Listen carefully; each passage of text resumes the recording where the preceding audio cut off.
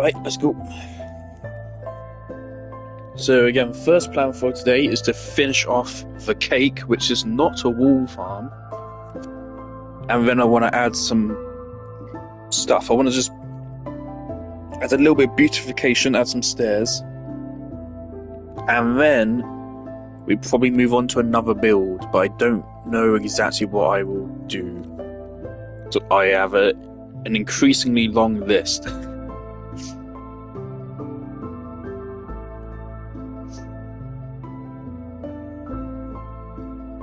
Also, I am thinking that I will put all of these streams in like a playlist. So, I mean, this is the most I've probably ever streamed a game. Have I streamed this more than Genshin? It's more than I streamed of Terraria. Have I streamed Minecraft now more than I streamed Genshin Impact? I might have. So yeah, I think this might actually be my most streamed game now. I don't think I've streamed all that much Warframe, to be honest.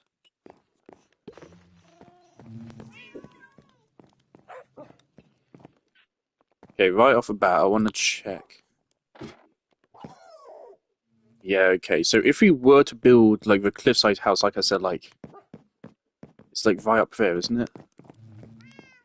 If I were to build it up there, I'd have to chop down these trees. I mean, unfortunately, things I kind of like those trees.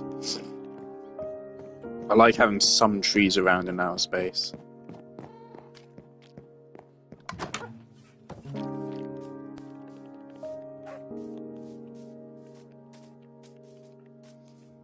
Where was it? Like, yeah, right there. I mean, like, we could probably get away with just chopping down this one. Oh, and we could leave a birch. We could probably leave a birch, but yeah, these oak ones would have to go for it to be in view. Then we can build it right off of there.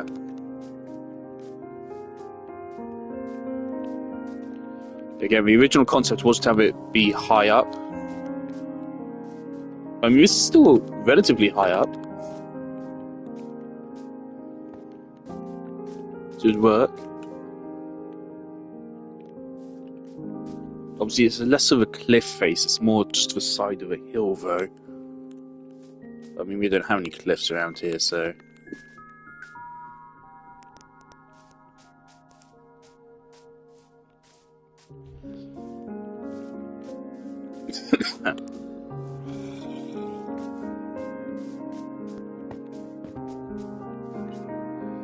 Alrighty, so yeah, the plan was just to finish this off, and actually I want to go get some spruce wood. So I've been thinking about it and I've got new ideas.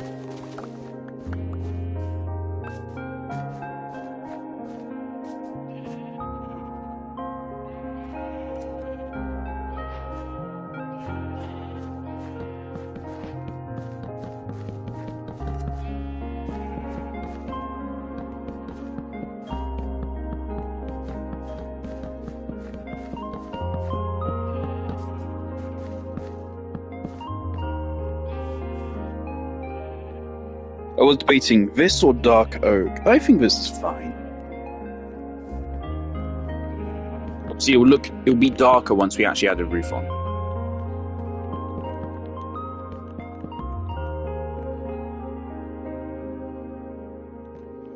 Okay, based on how much wood this is taking, I really hope 4 stacks of snow is enough. What I'm going to do is I'm going to build it out of snow first, and then I'll add on details like the sprinkles and shit. I do love when I'm like building something and I spontaneously get an idea which makes it way better.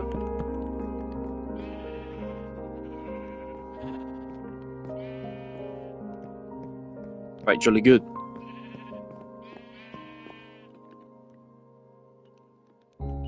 Now, cherry wood, we will be needing quite a lot.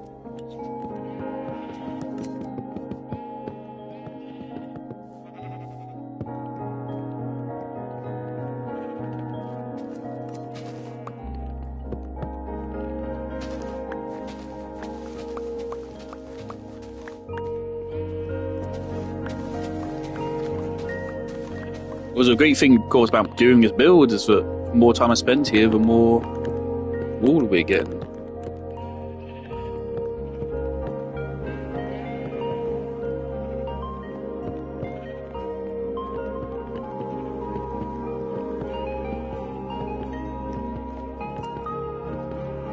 Right, so I need to be careful here to make sure I don't accidentally let the sheep free. How do we do this? We need to... I want to get rid of all of the dirt.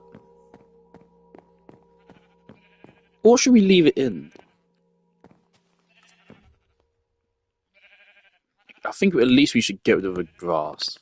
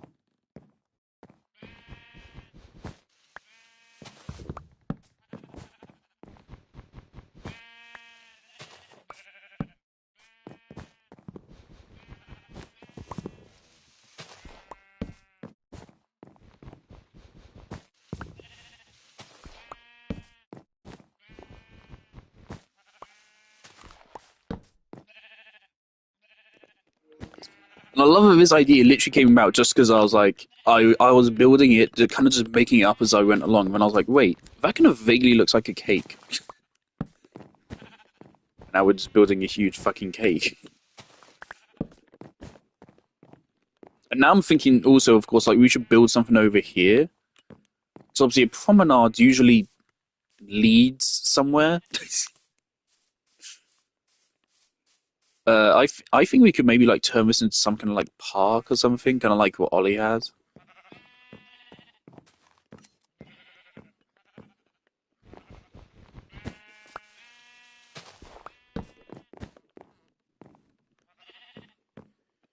All right, who wins? Of course, it's already nighttime somehow.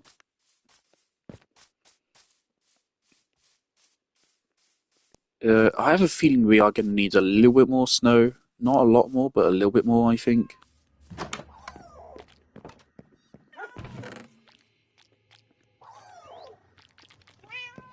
I hope I have more in my chests.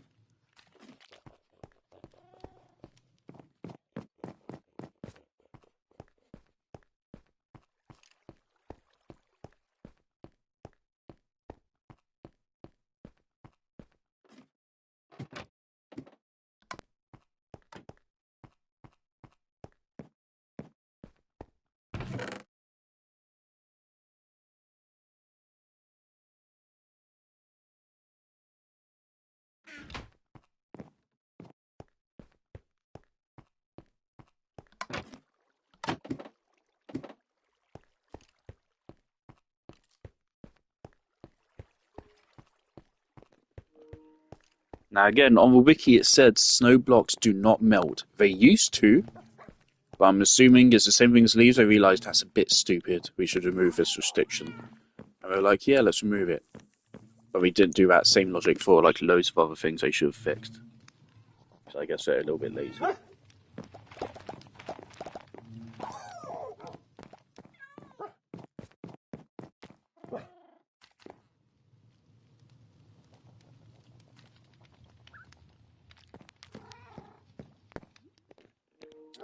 Why is there not like a stonecutter equivalent for wood? Just so we can make more fucking stairs. Like, come on, man.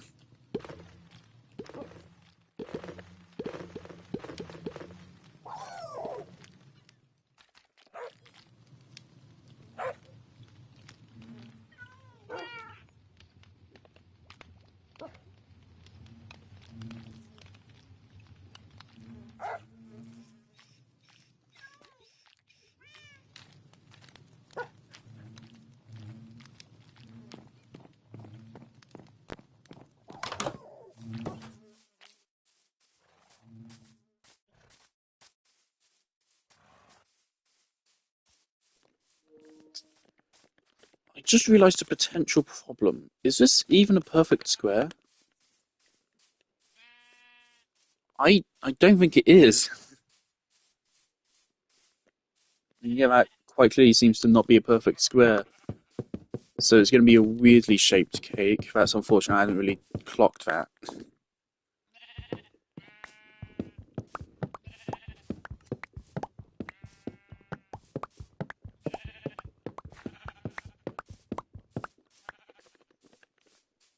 Alright, so that's 21.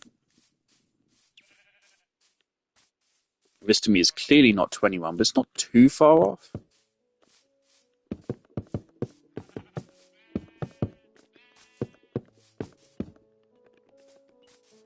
Alright, so yeah, it's 21 long and 17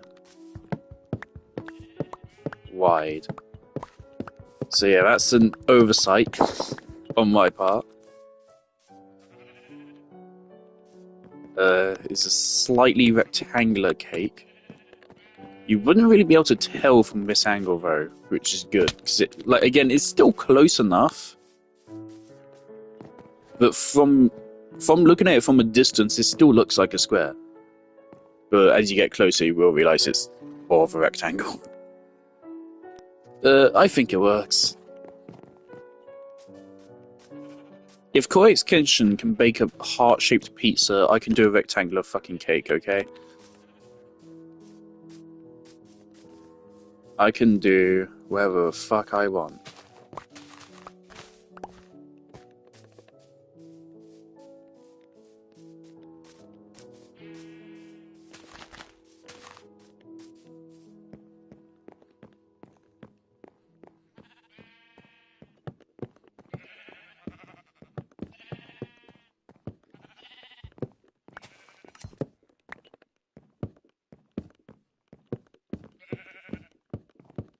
I told Ollie, don't look at the sheep farm until I'm done with it.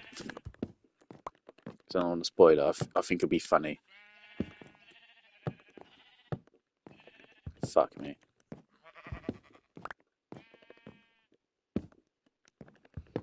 Oh dear.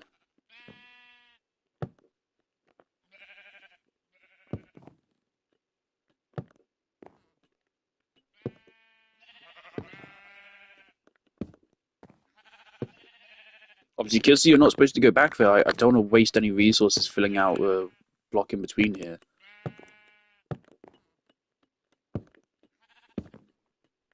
Since I'm only leaving that area accessible simply so that once every decade I can go back there and refill the shears. Or if somehow any problems arise, I can then fix them here as well.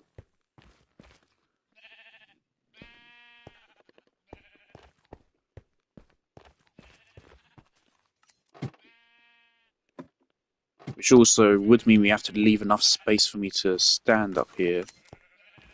Which only means 2 blocks height for the icing, which I was already thinking to do at least 2, maybe 3 blocks high anyway.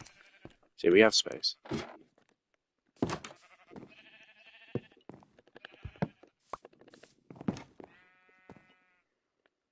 feel like I should add something that somehow like conceals this, though. So otherwise, I mean, you can just look straight through the door and see, oh, that's weird.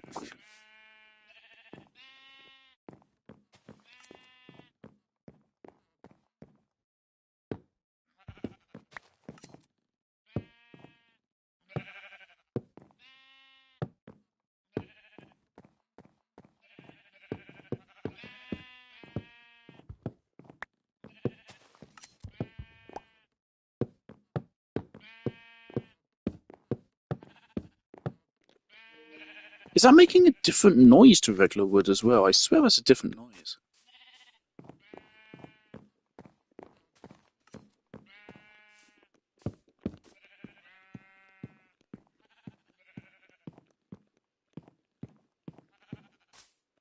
It could just be the fact that's only 2 blocks over here. Cherry wood seems to actually sound different as well. You can clearly see here how it has like a little bit less detail in the wood. Like these lines just run between are way more faint than they are here. Really interesting. They really went for the pastel palette. I think it's a great idea. I'm really excited to get to the art gallery because I haven't really given much away. Actually, I did. I said exactly what I'm planning at one point, but no one saw that, so no one knows exactly what I'm planning, and that's exciting because I think it's a really unique idea I have planned for it.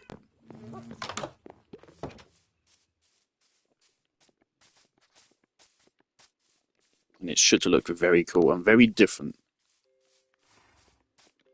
I am worried. I want to keep everything, of course, in line with the art style. I think it works having stuff which is a greater departure be further away, and the art gallery makes sense. It will be very different. It will probably be the most unique looking build, except maybe the wizard tower. However, it will work.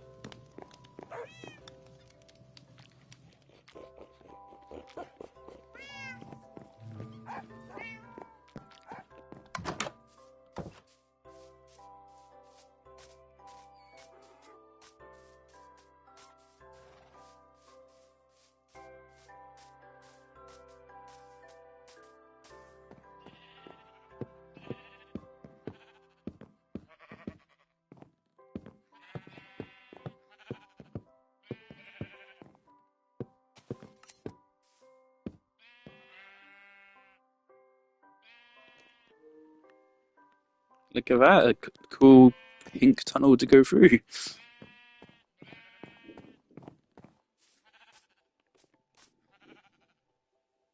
I like that. It fits. Pastel pink is kind of a unique enough color where it works to have it be fairly plain. Of course, it fits with the idea of it being like stuffing of a cake. Stuffing? What do you really call that? I mean, it's the literal cake. That's what the cake is. It fits. It works. I'm a little bit unsure about the dirt. Um, it shouldn't be problematic to get rid of the dirt. So, of course, I don't think it will disrupt the grass, because this is the grass just spreading and making them regrow, I think. Now, I wanted to, of course, keep this well lit, so no monsters spawn up here, because that'd be awkward.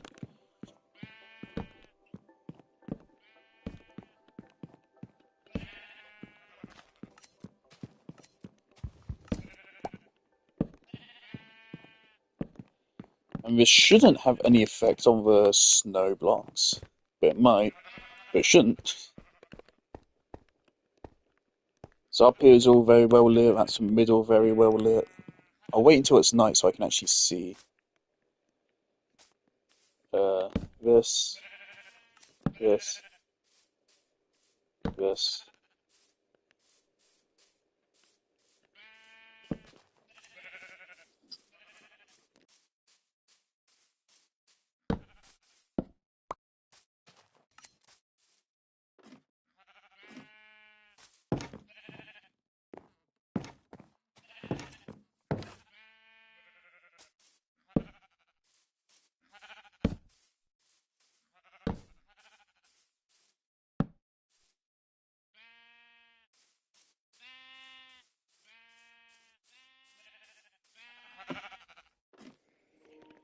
Right, so let's see how well lit this place is.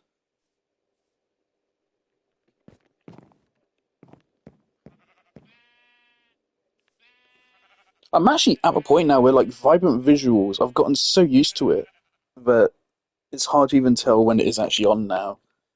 For me, it's kind of indistinguishable from regular Minecraft now, which I think is a good thing. Okay, where's that? Where's that zombie? Here's a zombie. You're spawning outside, it's fine. If you're inside, we've got a problem. Oh, great, wait. Alright, fair enough, yeah, this is a really wide open area. Oh, okay. This is all quite well lit. We will double check once we add the snow on top of this. The tunnel itself will probably need more.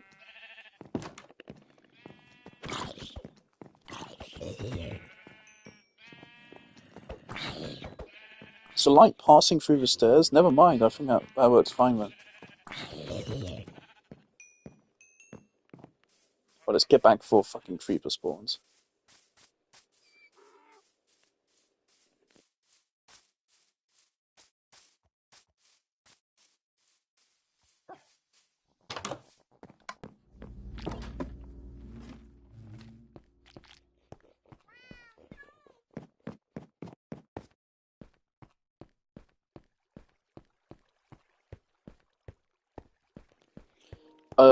I don't think I'm gonna bother even looking up any like reference material for a cake. It's loads of snow blocks. I might use some bone blocks for extra texture. Might introduce some wool as well. But for now, literally just a layer of snow blocks.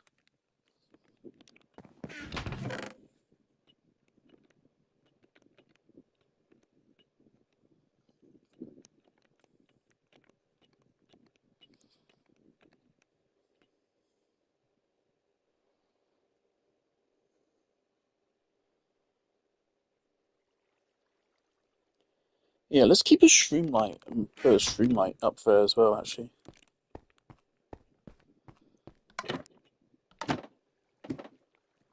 Like, hopefully I can pull this off.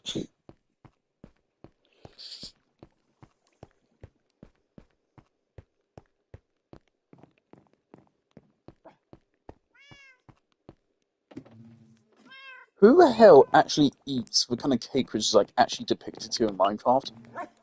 Like, who the hell actually eats cakes with cherries on them? Just be a fucking normal person and eat chocolate cake. Like, come on.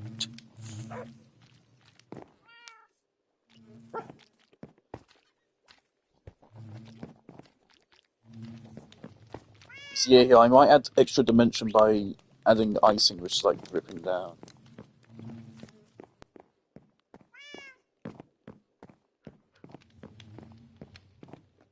I'm just hoping this doesn't give the impression that it's like an ice-themed build, because it's not. I totally could see it giving off that impression. I also really hope these don't fucking end up melting. I can absolutely see the game trolling me and saying, oh no, they do melt, even though the wiki says they don't. This wiki has been wrong before. Oh, for fuck's sake.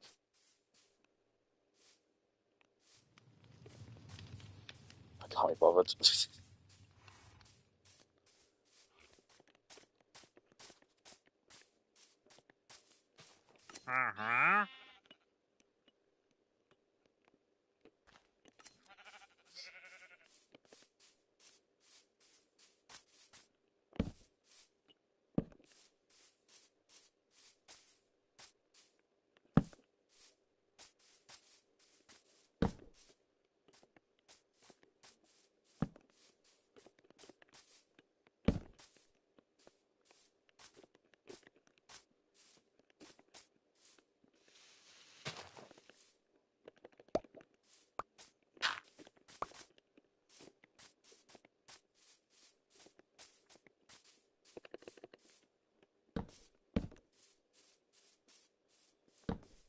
Alright, so I'll likely be knocking these trees down some point later anyway. But for now, just light them up.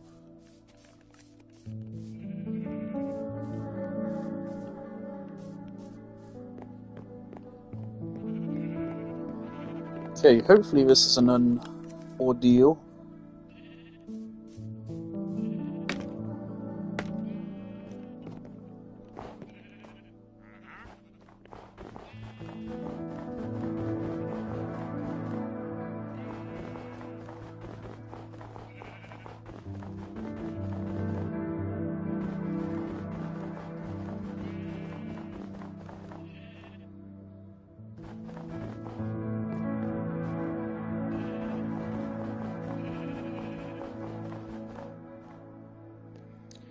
I feel like you can tell from that alone, this is not going to be enough snow blocks. So yeah, I think we need at least one more layer. Things I want the top of it to be at least somewhat visible from my house, so you can see all the detail I put into it.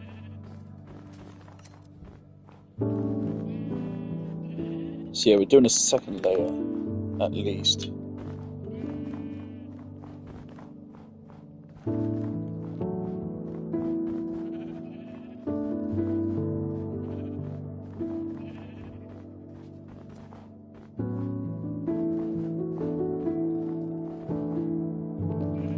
I like the due to the texture and because of what Vibrant Visuals is doing, it kind of does actually really look a lot like Icing. It actually has that kind of creamy color blends into it.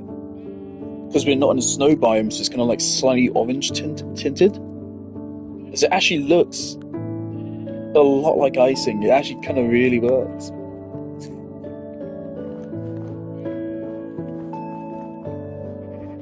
Another happy accident.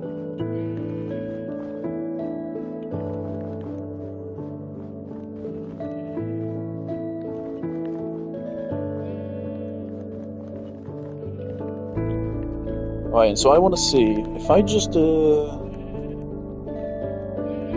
put this like if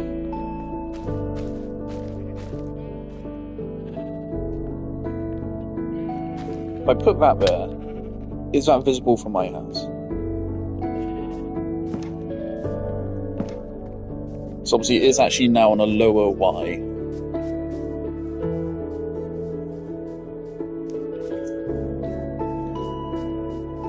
So the sprinkles probably won't be visible, but the other stuff should be at least. I want you to at least be able to tell it's a cake from my hands. Ah, no. Oh, no. Oh, that kind of fucking sucks. You have to jump to see it. Okay, well in that case we can just make it multiple layers of red stuff. Make it stick out more. Alright. I think 2 layers there works, and then we'll add extra texture around it, extra 3D elements, to make it blend a little bit more naturally.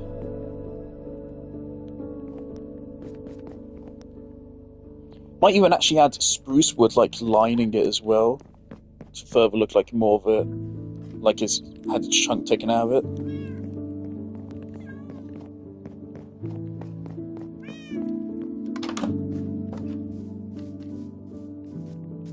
Oh, did the bees get free? Seems like... What the fuck are you doing?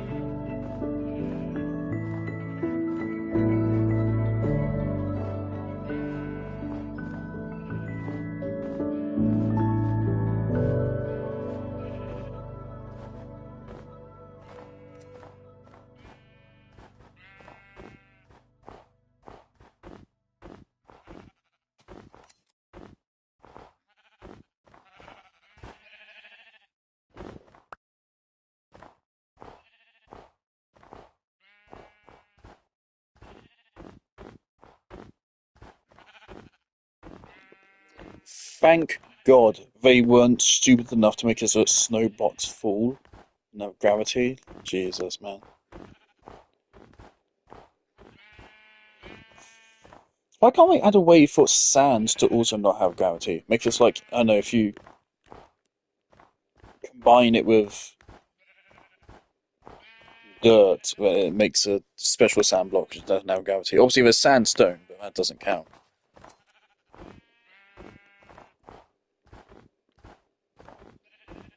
There was still some more snow left, right? We are going to have to get more, but not too much more. Maybe too much of an ordeal. I wish the others were to come back again. It's like so lonely. Everyone else is kind of disappeared.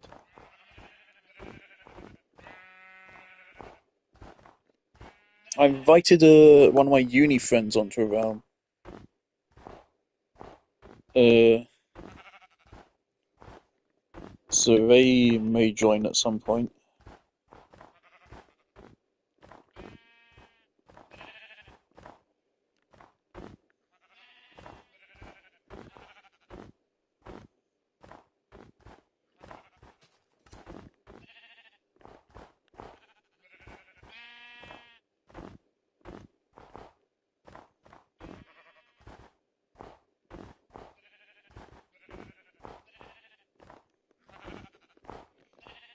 Alright, I mean, this is how far, like, 3.5 stacks got us.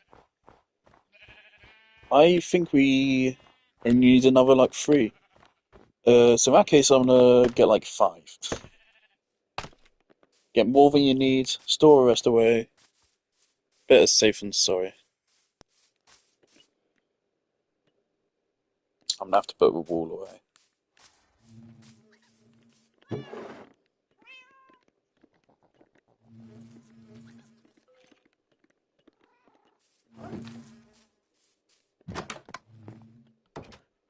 Where did I leave the boat? Did I leave it in the loading dock? I would love to make some kind of system to track where my boat actually is. Like something I thought of was a lodestone in a boat. So like you can, what you do with a lodestone is you right click your compass on it, and then it's assigned to track that lodestone instead. So do that, and then place that lodestone in a boat. Place that lodestone in a boat, and then follow it. That'd be really cool.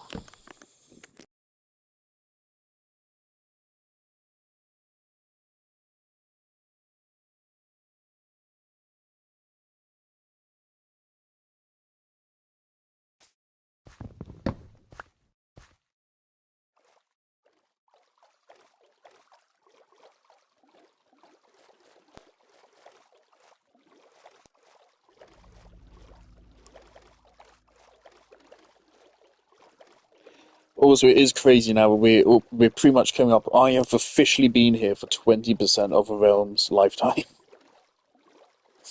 It's wild, but I'm pretty sure it's the case. Of course, we started counting at day 5,200, but I'd already been here for like 50 hours prior to that anyway.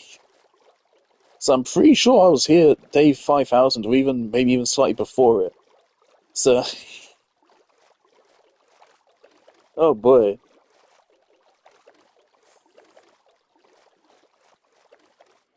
Really put some perspective in. I have a feeling that, like back in the day, they must have had all like to build a hub. They must have all been on at the same time for like days and weeks to build that.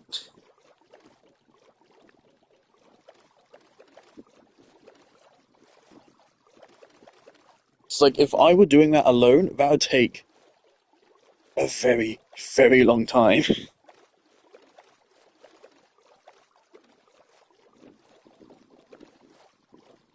So I feel like the only way we could have done that is by all working together.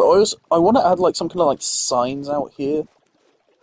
I don't know how big of a deal I want it to be. Could literally just be like a wooden arrow saying, that way to Denny's, this way to the snow biome, and this way to a village farm.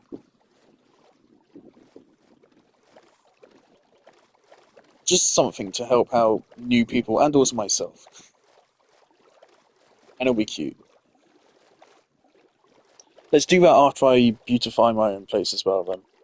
I keep trying to find excuses to procrastinate.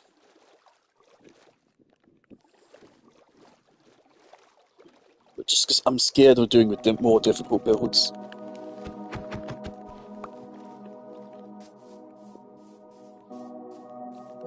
Oh, someone on the Until Then subreddit is finally making a video cataloguing or looking at all the leitmotifs. Which, of course, is something I'd consider. I'm pretty sure I talked about it on stream before. It's something I wanted to do, but obviously I don't really have any musical education. So if I were to do it, it'd probably be cringe and wrong. So I can barely tell, like, which notes match.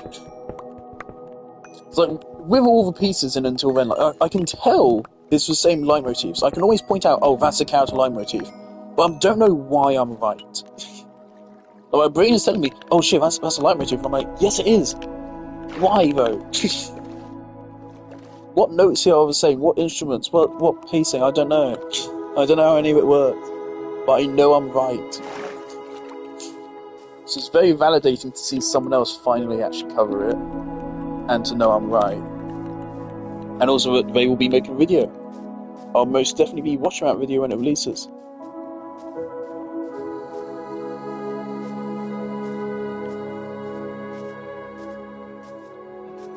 That's for Farm Village, correct? Yeah. We still need to check out that cave over there at some point, just to see what's down it.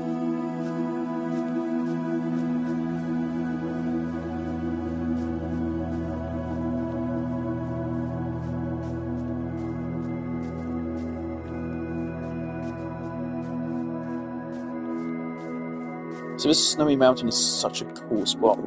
Also, whilst we're here, we might as well get more actual packed ice rather than just regular ice.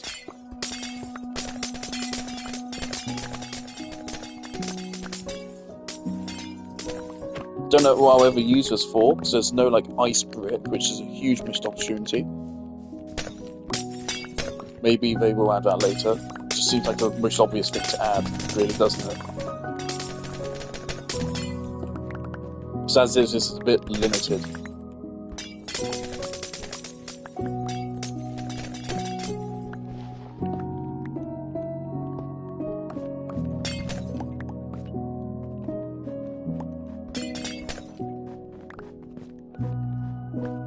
But we are here for snow.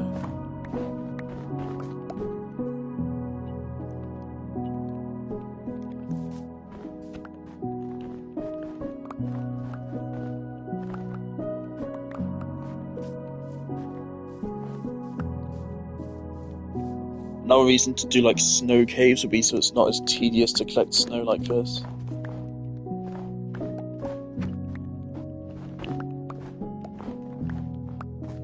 But mainly the thing which irritates me here isn't having to collect snow manually like this, it's more so just where like other stuff keeps getting away, like those snow layers. And I keep accidentally mining dirt and shit.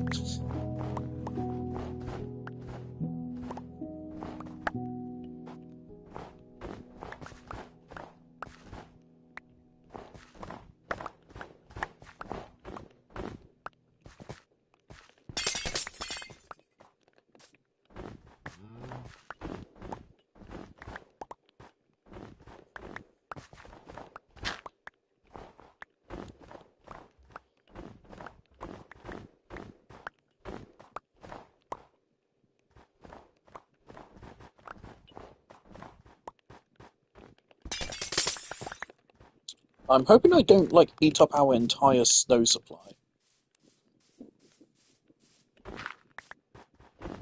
I know snow layers, of course, replenish when it snows, but I don't know about actual snow blocks. I imagine they probably don't replenish.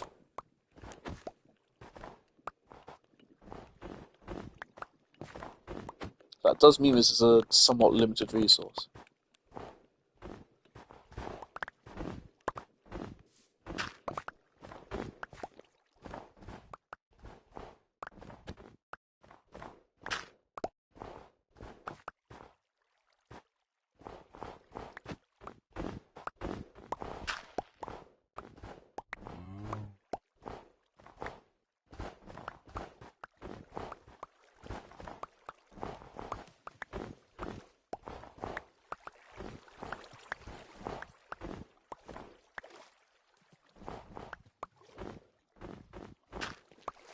It's moments like this where I really wish I had a YouTube audience. Not to make money off of, though I always did want to be a YouTuber as a career, but I want to be able to reminisce.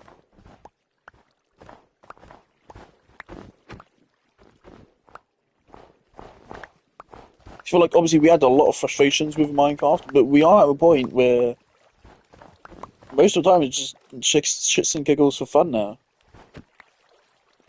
So we're past all the gripes of progression, really, unless I want to just open up a discussion about it. There's little active frustration in the game anymore. Good vibes only now.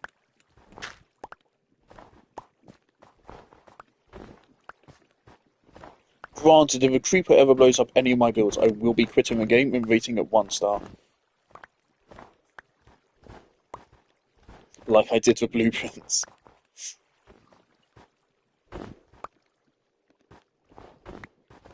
Oh man, like Blueprints, again, I know, I can tell the devs put a lot of work into that game.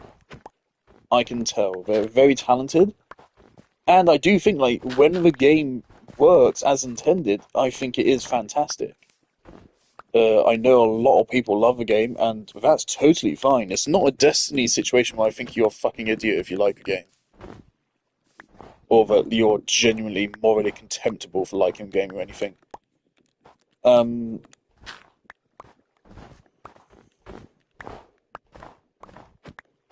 there are a lot of people say, like, skill issue, though, I think I've seen.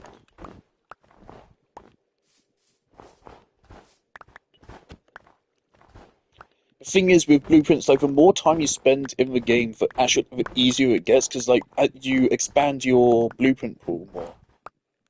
And so the more time you spend in the game, the less likely you are to get red rooms and shit. So it gets easier just gradually over time.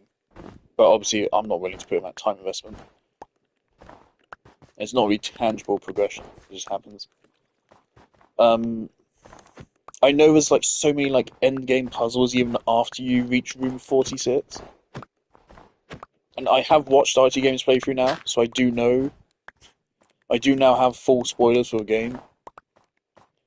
So I'll be honest, I was still feeling an itch to still continue. I still wanted to actually continue the game. But it's just that I knew it wouldn't be worth it. I knew by the end I would not be fulfilled, I would still be really frustrated, and so it just wouldn't be worth the time. So I just forced myself to delete it, and I spoiled the entire game for myself, so that I have no reason to ever consider going back. Which is a strange strategy to talk about, but it is a strategy I used.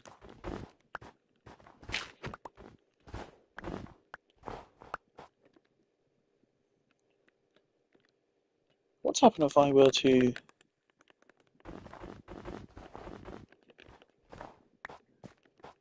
Is that now a snow block? Yes. Okay, cool.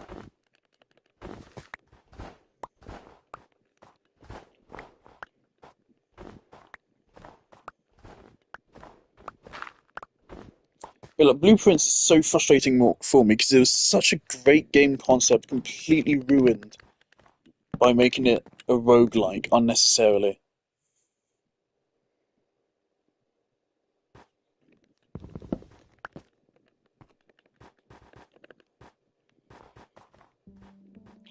It's weird because I know the game has heavy emphasis on puzzles. There's a lot of puzzles even after you reach room 46.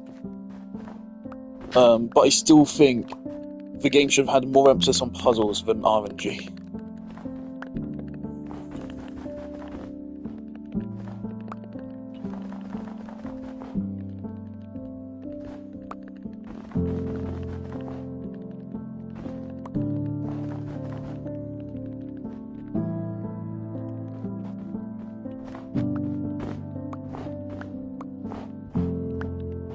Also, of course, we want plenty of snow to go around the outside as well.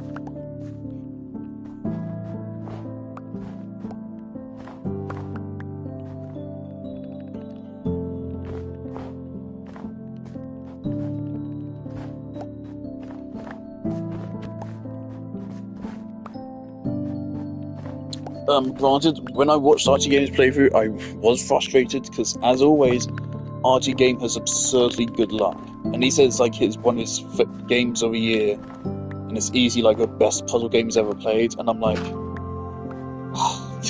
watching his playthrough, he got extremely lucky.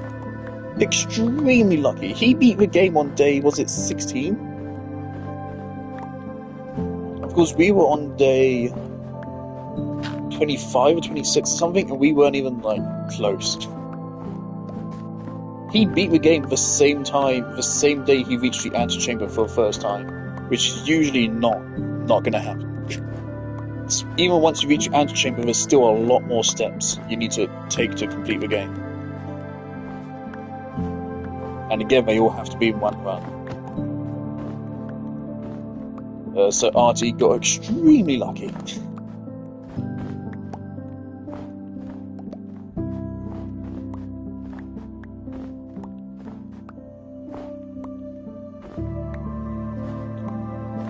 RT just has incredible luck, and it often results in him just having a perfect experience of a game. And good for him.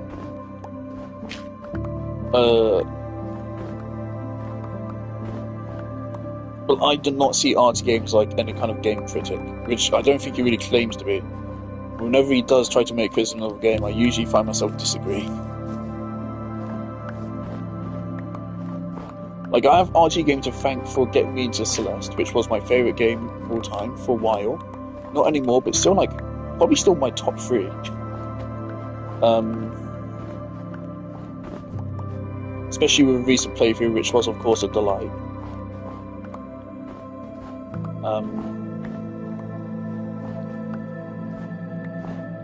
So I do have RT Game to thank for various things. Oh, like, for example, like, I think he said this is the best puzzle game he ever played. Obviously, that includes Outer Wilds. Outer Wilds is a puzzle game? No. No, I absolutely do not think there's any realm where Blueprints is as good as Outer Wilds. Because, like, I've seen some of the story elements as well, and, like, where they go. No. Part of why Outer Wilds is so great is because it is the best of video gaming in every single regard that it tackles. It's some of the best at gaming exploration, it's some of the gaming's best puzzles, some of gaming's best fucking music, some of gaming's best graphics, some of gaming's best mechanics. It is literally the best in every single regard. Whereas, like, Blueprints has, like, some interesting lore, and that's it. Obviously, I think mechanically, Blueprints is completely ruined by RNG. I wouldn't put it anywhere near Outer Wilds, ever.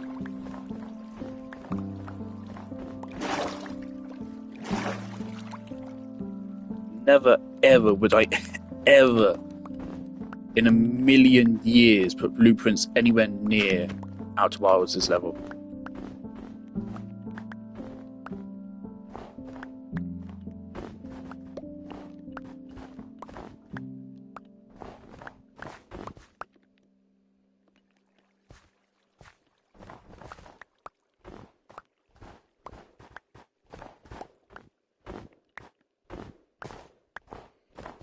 And the thing is, the final cutscene of the game being, oh, he finally learns to love a colour other than blue, and I get it's a metaphor for something. I really don't know what that something is. It's supposed to be a metaphor for, like, enjoying the process, because it's not an enjoyable process, it's determined by RNG. So I don't know what you're going on about there. I appreciate the game saying that you need a purpose to work towards, which is very ironic, because, again, the game doesn't have a good approach to that, I think, because it's, again, all RNG determined. And then, even on the basis of literally just, oh yeah, he learns to like colours other than blue, but he starts the game wearing beige, like Walter White. So, character development-wise, there's no actual character development for a protagonist in Blueprints, so I don't get how anything really could be interesting other than, oh, this lore is fairly intricate. I could be wrong, so I mean, I didn't really get there, but from what I know, I don't see how it's all that good. I do think that final cutscene is well delivered, though, at least. Good delivery, but it's kind of a nothing burger. It doesn't really say anything.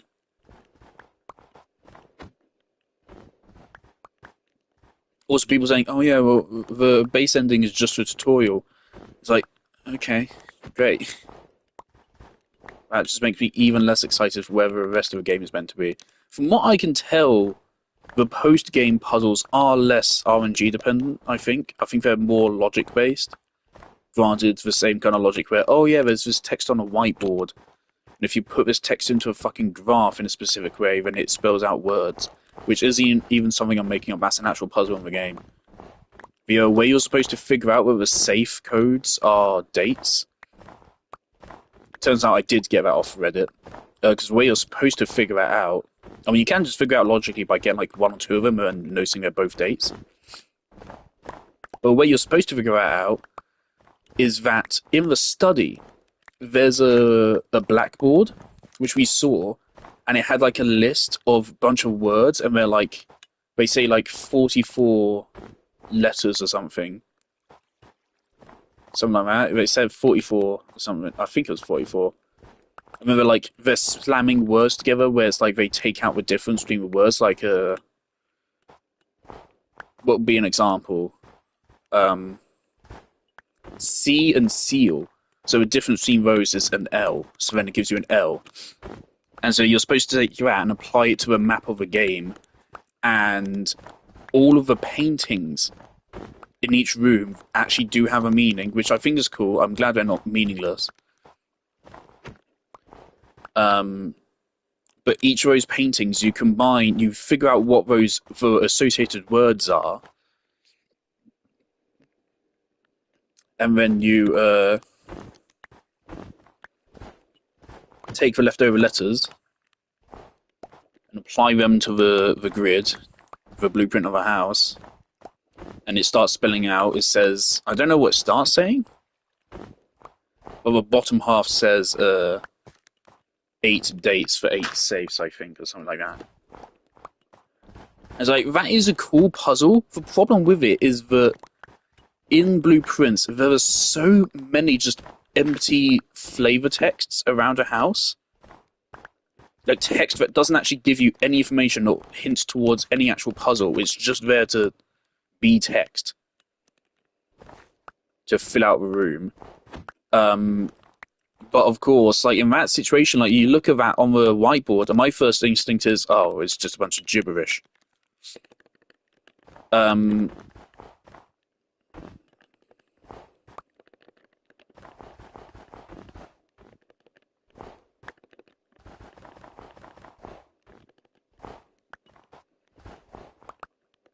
But no, that's an actual puzzle which is needed to unveil some of the more interesting lore.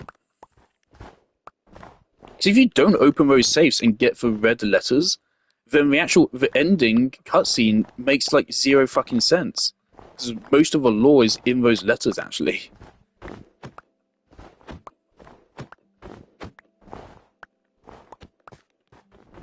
But so I'm a fan of that concept for a puzzle, but I feel like there's no reason for you to ever think that's a puzzle.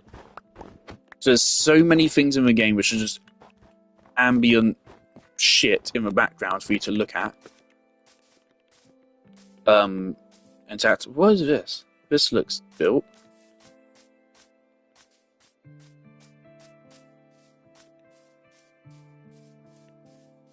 But like, I would never look at those things and think that they're a puzzle that wants to be solved. Diorite cave.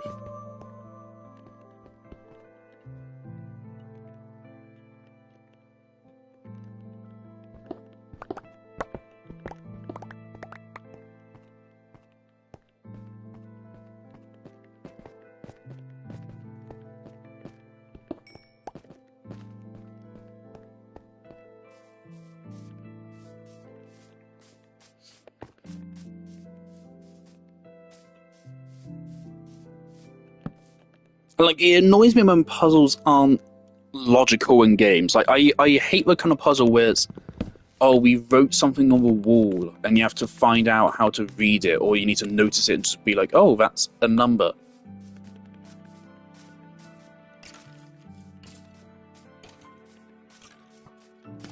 For example, the way you're supposed to open the orchard is that in the dark room, once you light it up and bring a magnifying glass, so you have to, there's two conditions for that. Fuck you. Get a dark room and get a breaker room, and have enough footsteps to go to a dark room, then to a breaker room, and then go back. Whilst having magnifying glass. There's a picture of the orchard, and there's a tree with a love heart on it. And then if you get your magnifying glass out and hover over the heart, you can read there's a number. And then that number is the code to the orchard. And honestly, saying it right now, I think that's probably one of the better examples. I think that's probably, like, fine. Because it clearly indicates that's, like, an important date. So it makes sense for that to be the key to the orchard. But other things which, like, wouldn't make sense is, like, literally just, like, a random number in a room. Like, for example, for the art room, the drawing room, the answer to that safe is you have to look at the paintings, and although they show the different dates of different characters in the paintings, what you have to do is you have to pick two specific type of paintings,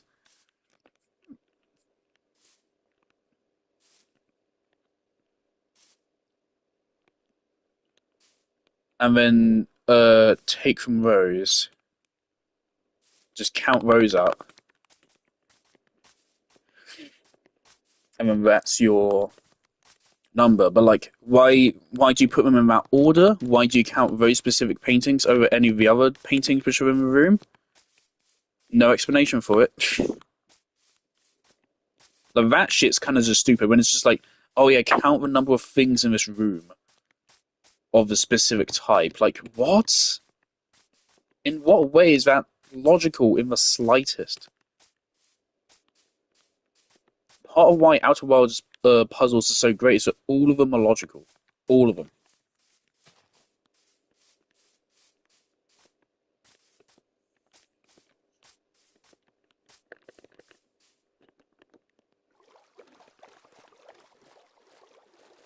With a slight exception of entering the Astron project. That is a little bit fucky-wucky, that one. But only a little bit.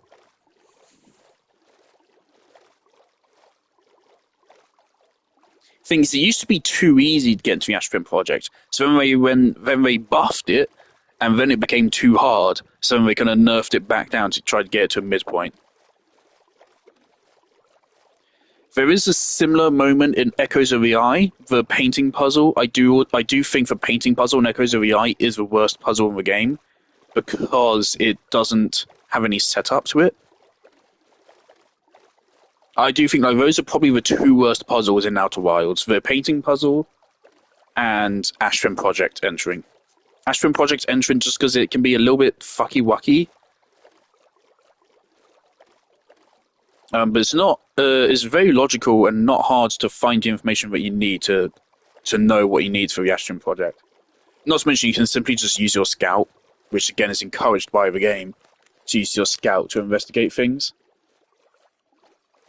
So it's by no means bad, but for the painting puzzle in Echoes of the Eye, yeah, that was not good. It was a really good idea. The problem with that is that they didn't set up that the two places are connected. I'm trying to dance around the spoilers here. They didn't ever set up the rule that those two places are connected. So it wasn't really logical. It was just, oh, you see this thing happen.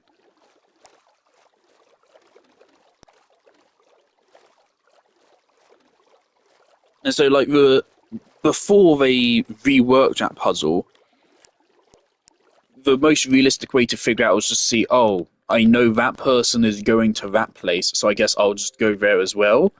And then you'll see the candles and just happen upon the solution. Whereas now, they cannot just give you the answer of the puzzle. They show you the person going to that place, and it heavily hints at you for what to do. And so it kind of went too far in the opposite direction, where now it's less of a puzzle, it's more just go to the place where they showed you. So it made it really obvious what it is to do now. Still a great idea, but I wish there had just been more set up for it. Of course, I still think Echoes of the Eye is just as good, if not better, than the base game. The thing about Echoes of the Eye is I personally find, like, Echoes of the Eye is a more personal story, kind of.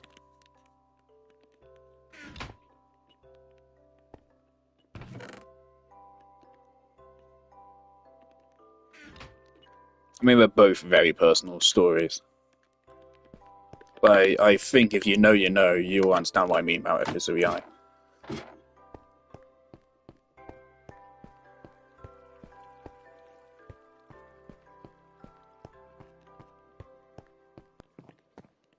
And again, I still think Echoes of the Eye is by far the best video game DLC ever.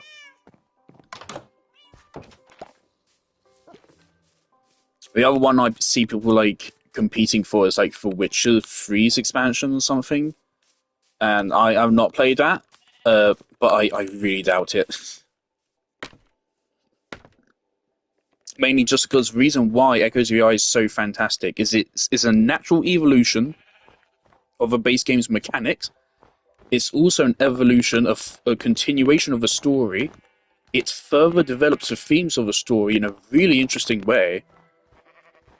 New setting, it's literally just the base game, but new and better in every way. It feels like a sequel. And like not an Iron Man 2 kind of sequel, but a The Dark Knight kind of sequel. Or Empire Strikes Back kind of sequel. Is Empire Strikes Back the second one? How many times have I watched Star Wars in my life? Probably like twice. Empire Strikes Back is the second one, right? A New Hope, Empire Strikes Back, Return of the Jedi.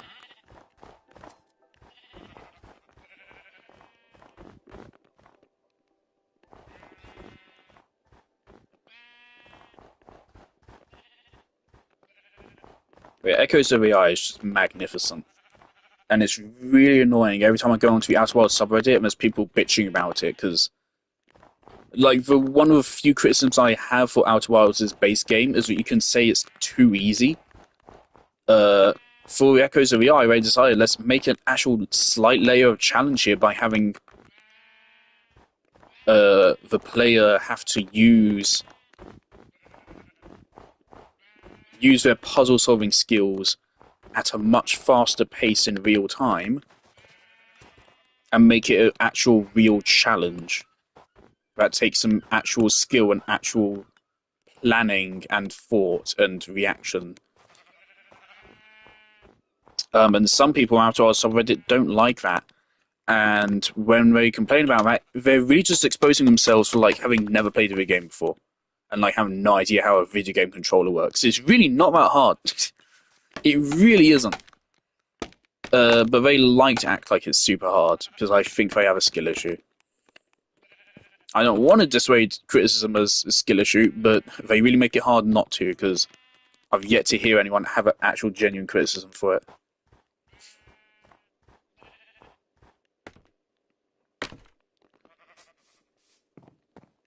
Oh, that's a little bit dark. You'll be fine.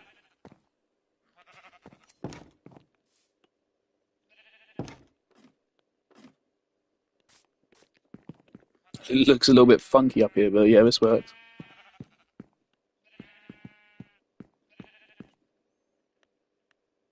Clearly, it's well lit enough.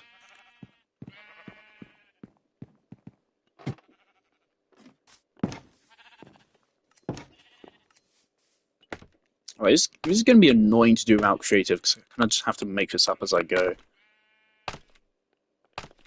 Let's see how it looks at night. But yeah, but it's so annoying on the subreddit because I've never seen a single person, and I've looked deliberately. I've gone out my way to look for someone that has criticism of Echoes of the Eyes mechanics, which isn't just them having a skill issue. I've never seen it, not once. It is always someone saying, "Oh yeah, well the base game was easy, but then the DLC is hard," and it's like, no, the base game was a toddler can solve this given enough time. The DLC is a standard video game level of difficulty. If you have played a video game before with any amount of enemies, if you have played any first-person shooter before, any third-person shooter, literally just any game that has an actual enemy that you like need to fight before, you can easily take Echoes of the Eye. It is not that difficult whatsoever, but people blow it out of proportion, and they completely miss the whole damn point because of it. The point of Echoes of the Eye is that it is easy. It's part of a goddamn point. The whole point of Echoes of the Eye is to not let fear fucking control you. So the whole point of a DLC is it's extremely easy unless you get scared. And it's genius how they designed the game to work that way, and if they did it well, they managed to make a game that is a fucking parable. It's a fucking biblical story told via fucking game mechanics. It's legendary. That's a weird thing for me to say, but you get what I mean if you've played it. It is truly something legendary they've achieved, fucking conveying the message of not letting fear control you through narrative and game mechanics and difficulty through this incredible system where they managed to make it truly work so that the game is easy so long as you don't let fear take over. But if you do let fear take over, then you're almost certainly going to fail. It's so incredibly well balanced, but people are idiots, and so people complain about it.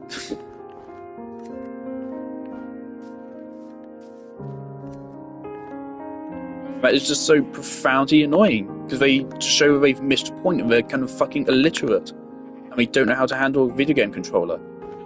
Yet they think they're fucking right.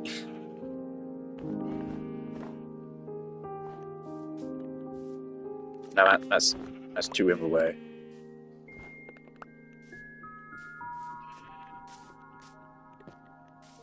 And you're allowed to personally not like it. If you don't like horror, then fine, you don't like horror. But that doesn't make it objectively bad. You can't just say horror as a genre is objectively bad. What the fuck?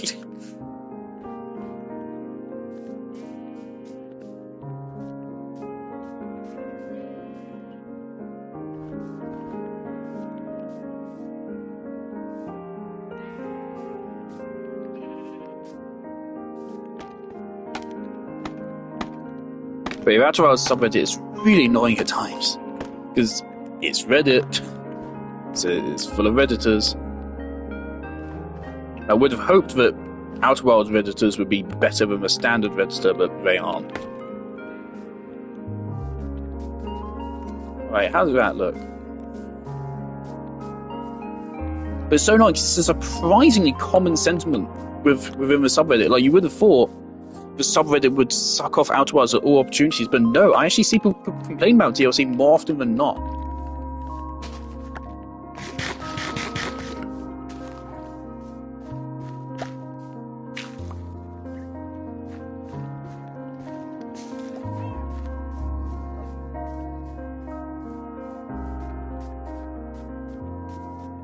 And no, that's not indicative that they're right.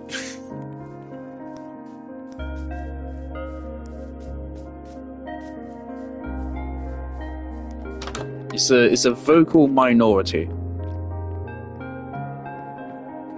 Just again, the reason why we're complaining is that you want to find an excuse for a skill issue. I think that looks fine. We just need to fill out the rest, and then it'll look natural. Really good. And I don't want to dismiss actual criticism as skill issue, because I just myself issued genuine criticism. I do not think Outer Worlds is above criticism. But I do think it's incredibly tragic that Outer Wilds Echoes of AI is the most well-designed game ever. Just straight up, the most well-designed game ever made, just flat out. But because the fucking Outer Wilds subreddit was bad at the game, they complained and got it nerfed. And since it got nerfed, it's not quite as good anymore.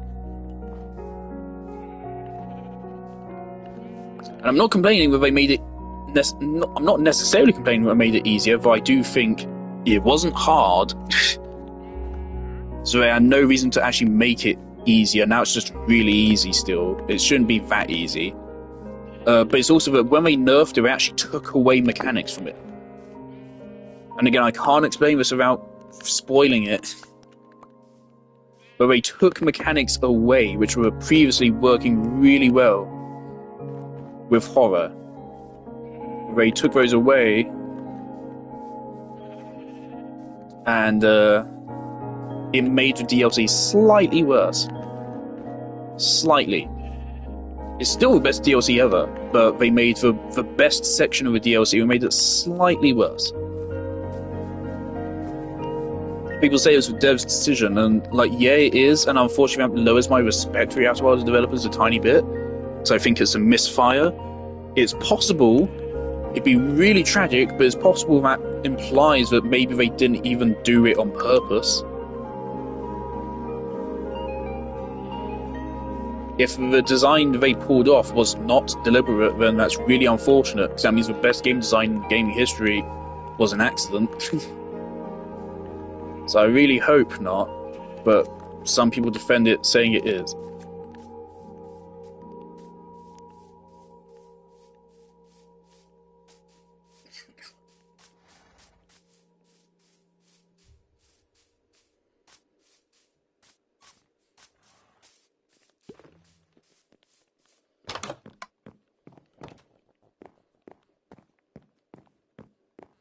So what they did is they shifted around the level design a lot in a way which makes it easier, which was just completely unnecessary. They didn't need to do it. It only made the game worse.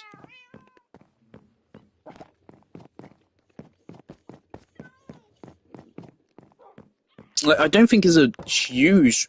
I don't think it makes the game, like, bad or anything. It only makes the game, like, 5% worse. I don't know, random number, pull out my arse. But it doesn't ruin the DLC by any means, but it just makes it a little bit worse, and there's no reason to do it. It's just because some fucking Redditors are bad at games.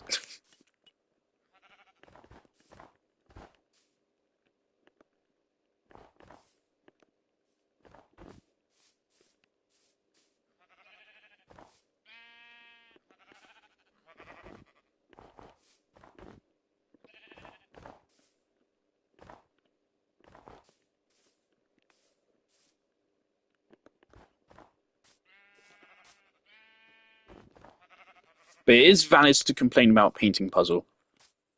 So I think prior there was like very little logical hints to lead towards it. And then post change, now it's just not even really a puzzle. The game just tells you to go to a place and then do a thing.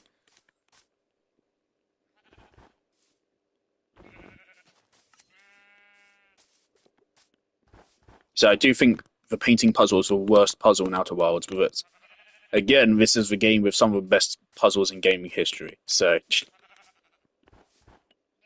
I don't like to make sweeping statements like this, but typically when I make sweeping statements like that, I don't work on an evidentiary basis. I work on a logical basis.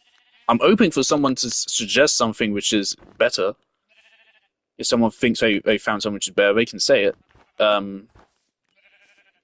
Well, of course, I look at contributions to narrative, quality of game design,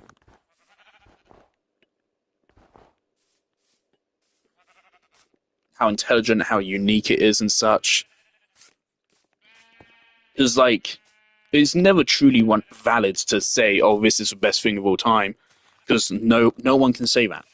You'd have to see every single thing ever to say that, and be able to truly mean it. so it is inherently a stupid thing. I just say it kind of weightlessly, kind of. So I invite other people to say, well, if they think something else is just as good.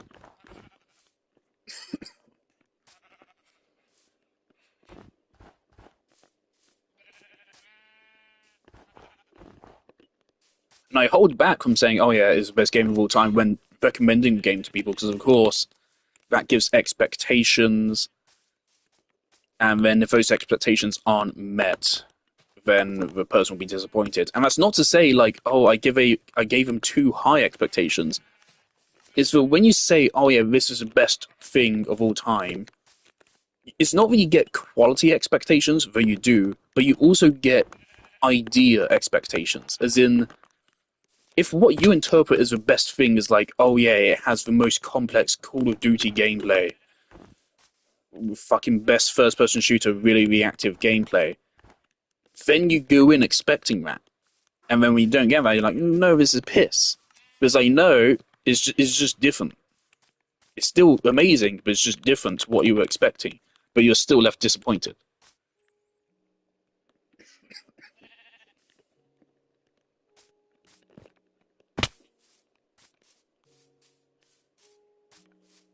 But yeah, so TLDR, Outer Wilds is still incredible.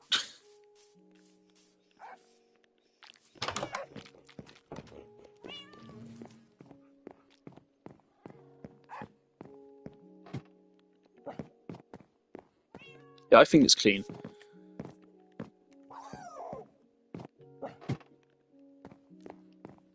I was originally going to leave the sprinkles embedded into the snow, but I'm now thinking we should add them on top. And yes, I will add some like spruce woods as like an extra lining or something.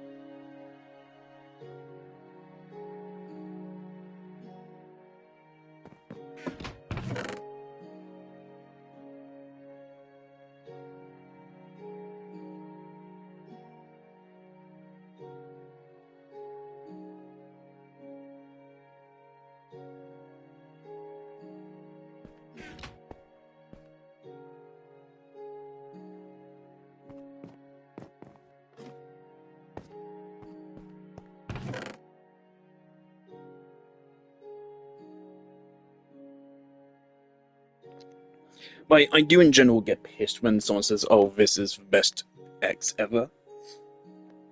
I make an exception for a very small amount of things. The exception is Outer Wilds is the best game ever, and Resident Evil 4 is the best third-person shooter ever. Original Resident Evil 4. And Galaxy 2, Super Mario Galaxy 2 is the best 3D platformer, and Celeste is the best 2D platformer ever. Like, that's the only things I'll ever say, oh yeah, this is the best XYZ ever. And I think it's very hard to compete with those.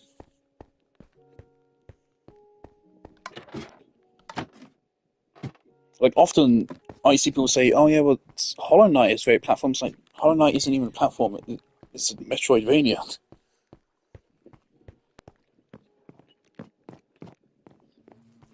It does have fairly good platforming, but it's far from a focus.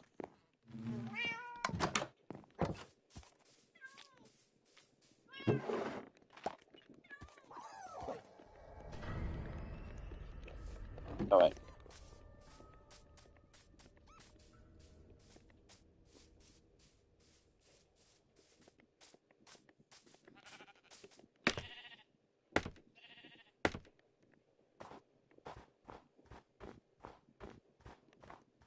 this is roughly in the middle.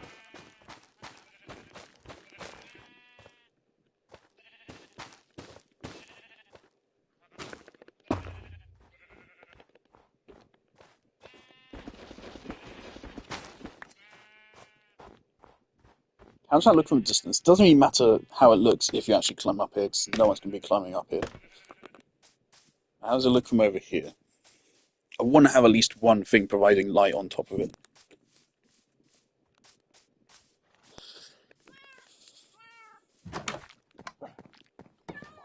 Again, the key factor here is it looks like a cave.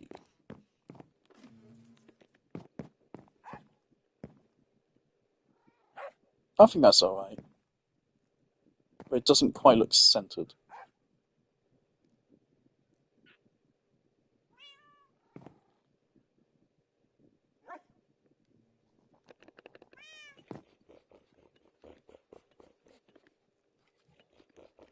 Let's get a little bit of a green wall, actually.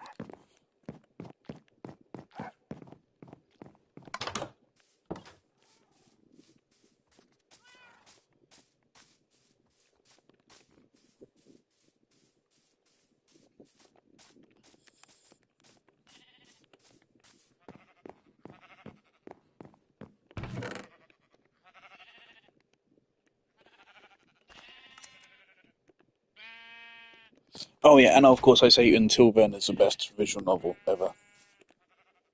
Which is fair, because it doesn't even have a lot of competition. It would still crush all that competition, but it doesn't even have a lot.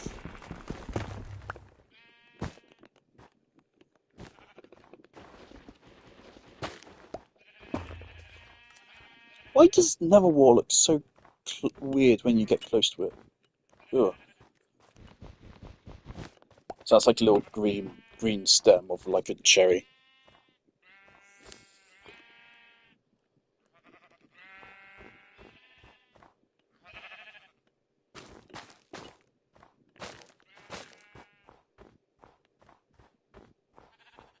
So if you look at this from like up there, it's gonna look a little bit weird.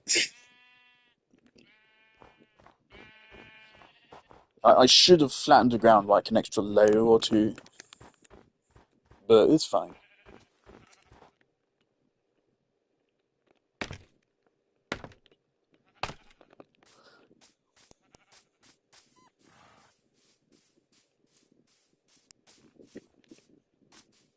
I want to make sure it's clearly lit so we don't get any monsters spawning up there, and so you can also see it at night. Might end up looking weird on the map.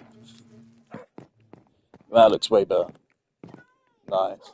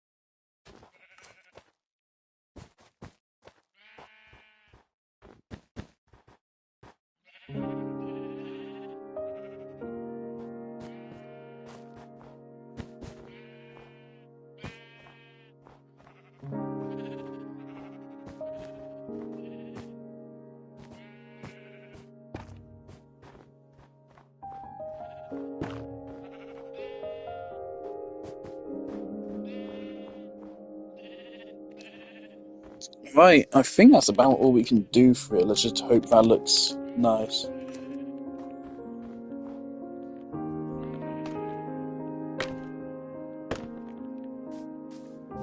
Yeah, I don't know how good visibility on that's going to be.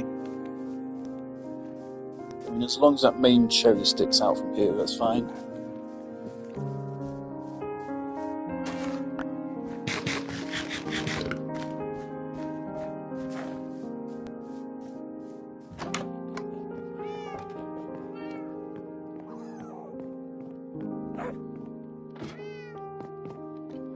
Oh, nice, you can see a little bit of it. Oh, you can see Shroomlight Road. Okay, we're going to have to move out Shroomlight. I like that. I really like that. It's pretty. We need to move out Shroomlight.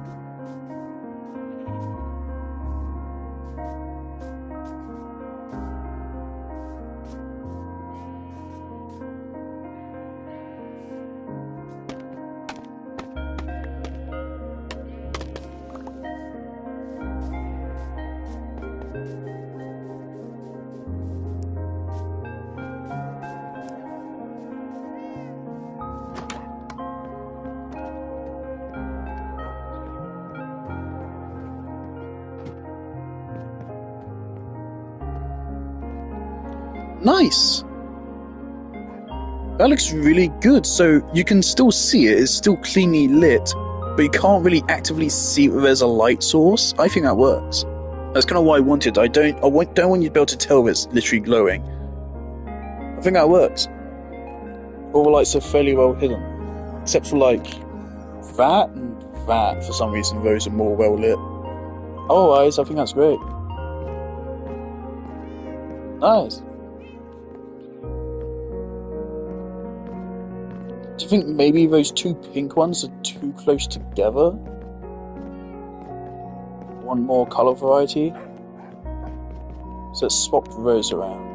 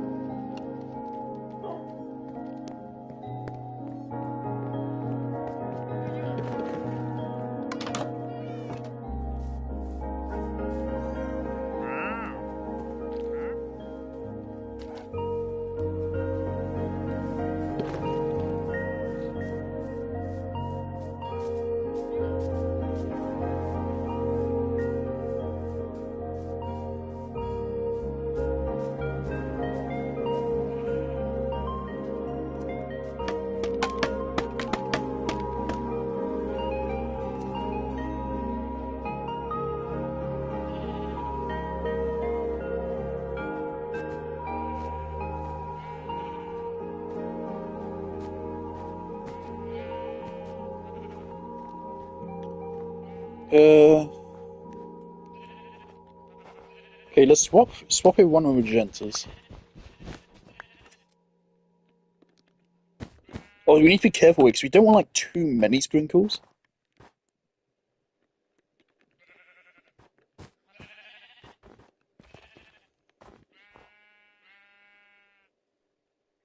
Too many sprinkles will not look right.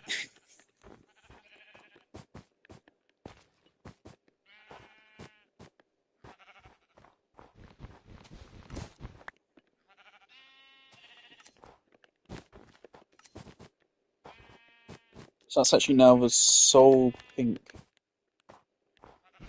No, let's make this one pink.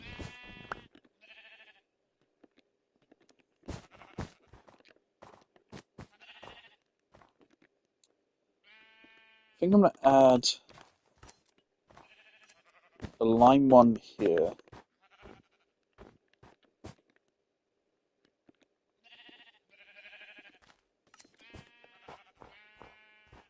A brown here.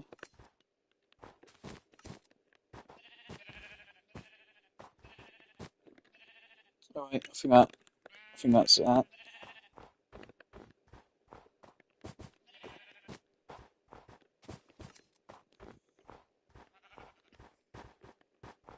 I think this is somehow light sources from inside bursting outside, so there's no light sources here. It's interesting.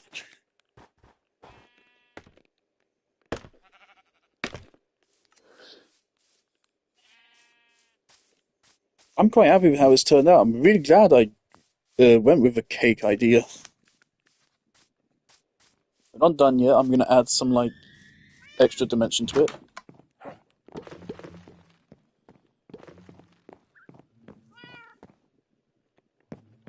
Nice. There you go. So that's like a little bit of nice color combination.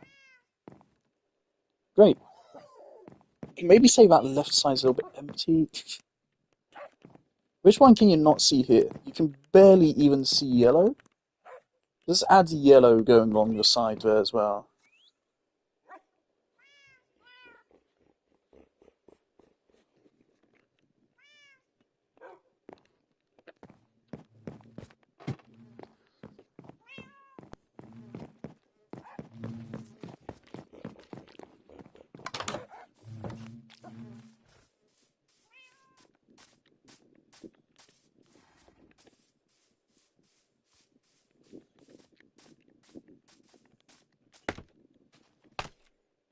Yeah, I'm really happy with this idea. First of all, it looks good. It's unique. It doesn't clash too much with what I already have built.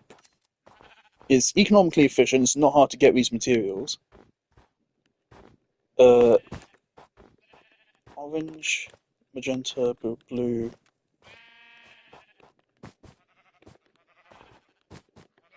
There isn't really any. And what other color sprinkles exist?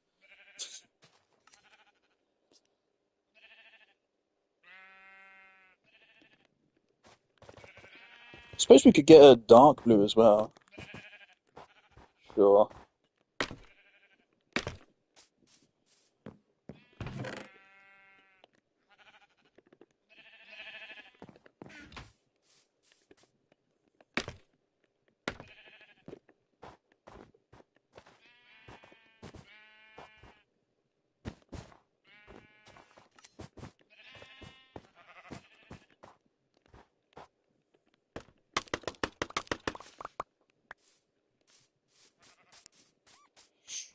It doesn't clash, it's economically efficient, it serves a practical purpose,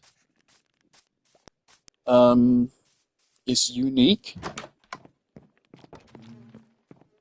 and it, of course, has the extra joke of it being a horrific enslavement of animals against their will, disguised as a cake.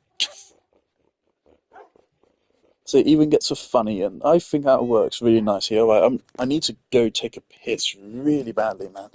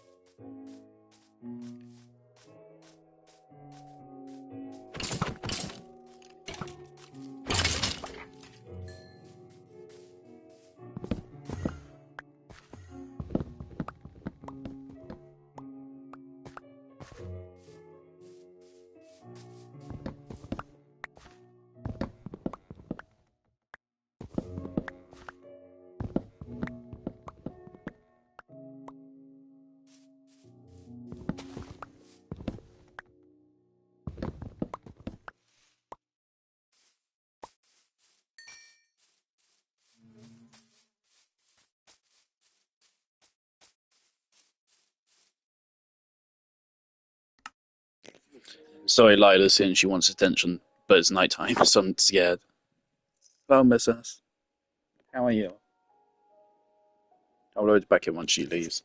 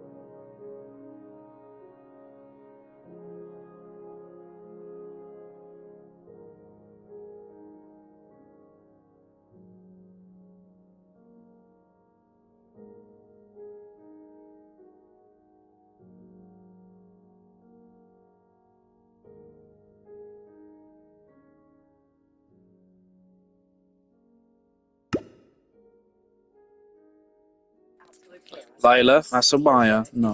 No, no, no, no, no, can't eat wires, Lila. Fuck's sake. No.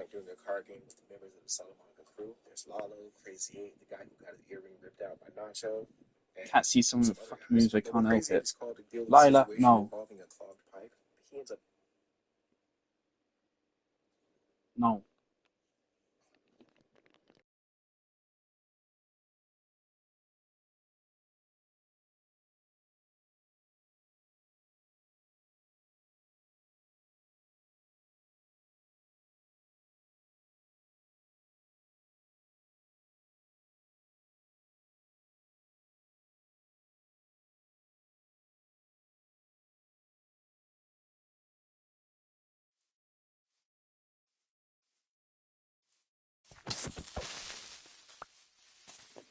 Motherfucker went for a cheap shot, you bastard.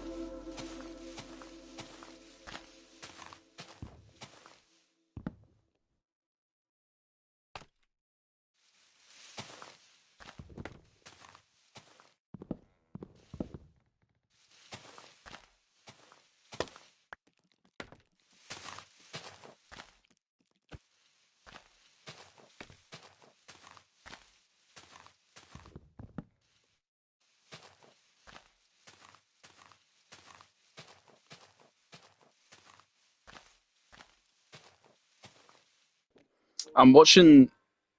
You probably heard it in that brief moment.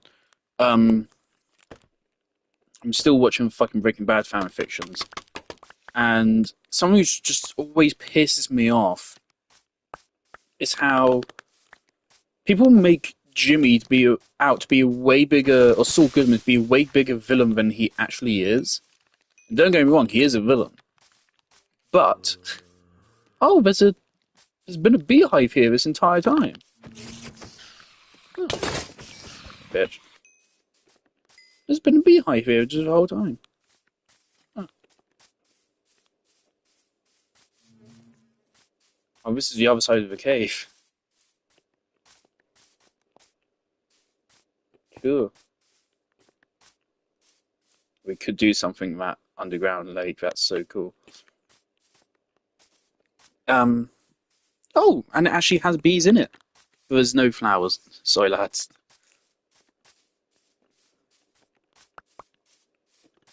Do I happen to have a flower on me? No. That's unfortunate for you guys.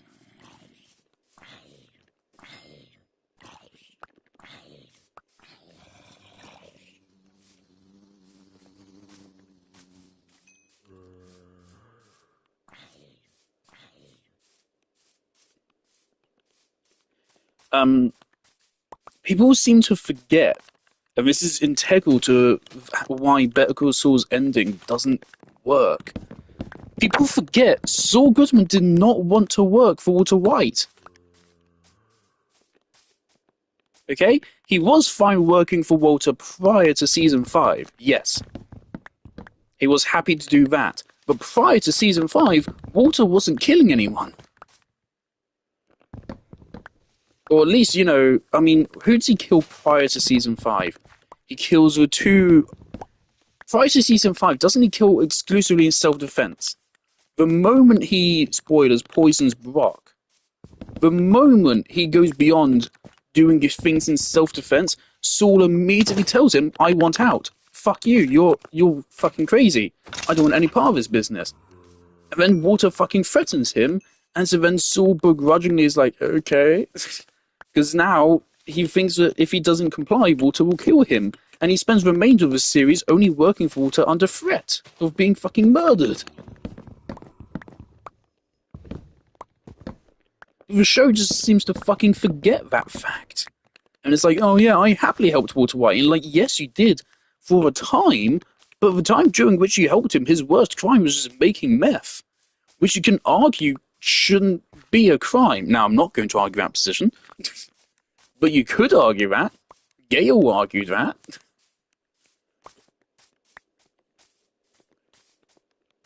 Prior to that, it was just 3 murders in self-defense and cooking meth. And that's what Saul was fine with. The moment Walter started killing people or poisoning a child, that's when Saul said no.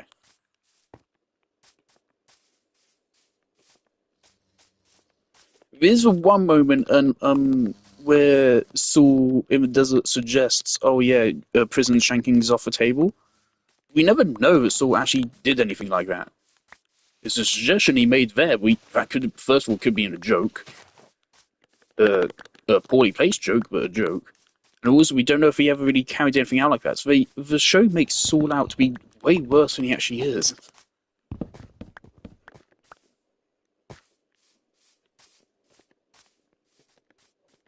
It's so annoying because it ruins the meta-narrative of Better Call Saul's ending.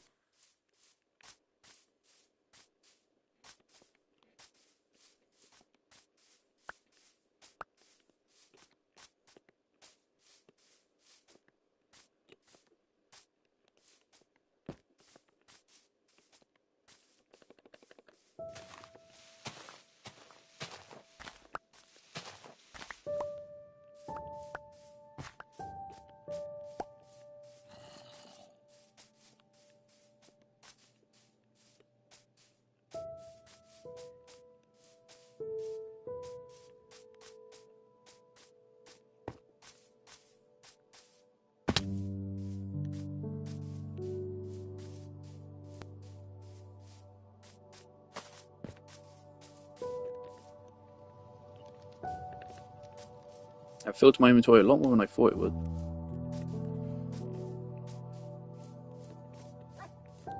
But yeah, the time period in which Saul does all the worst things he does are when he's under threat by Walt to kill him.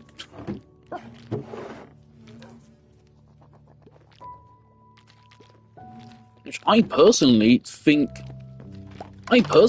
Saul's original sentence of 8 years was, if anything, a little harsh.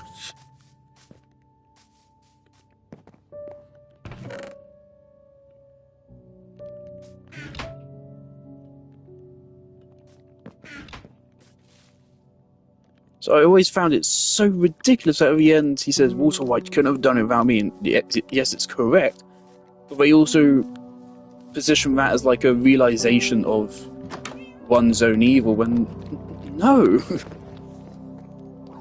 At first, Walter was just a really good meth cook. It's only later on, when Jimmy already didn't want to work for him, where he then became a fucking psycho murderer.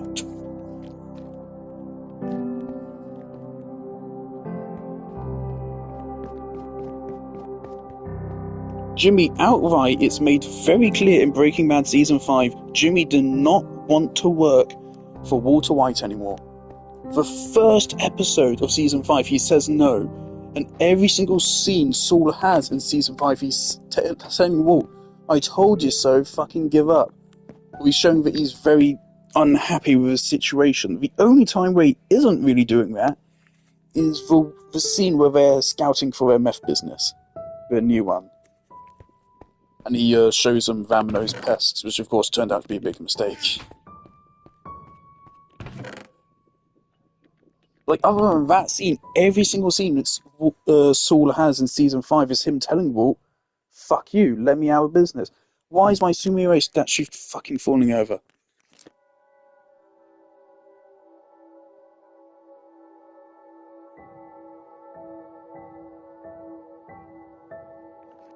I think Harper must have knocked her over at some point. She was around here the other day. Okay. Section 2.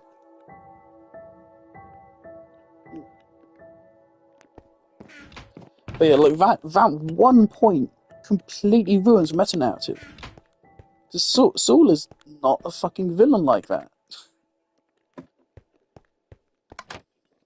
He's sleazy, but I would wager almost any lawyer that does criminal defense, and even lawyers in general are fucking sleazy.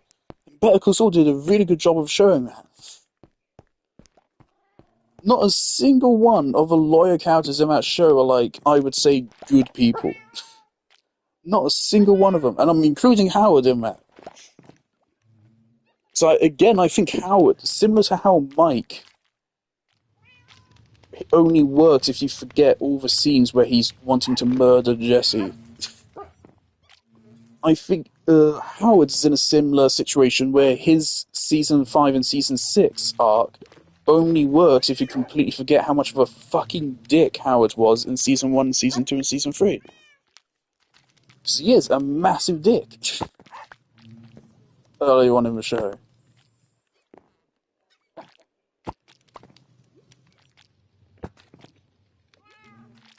It looks a little bit weird on the map. Oh dear.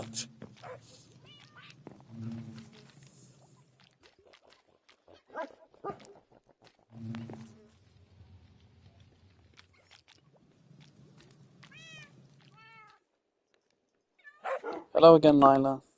You're in the way of a screen. That's a Wiimote.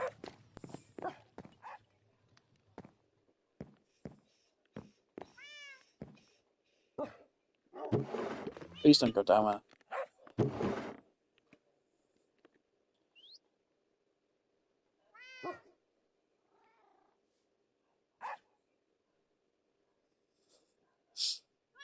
Lila, missus, please move anywhere else. How do you get a zombie head in survival?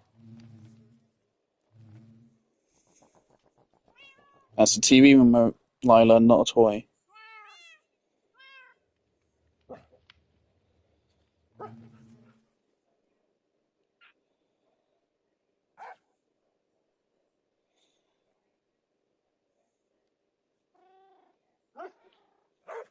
It's just something which consistently really frustrates me.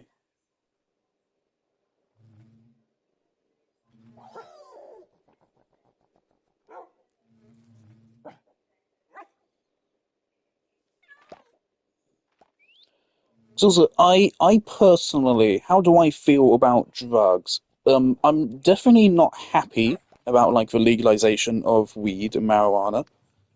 Um, I have an extreme philosophically based opposition to drugs. Um,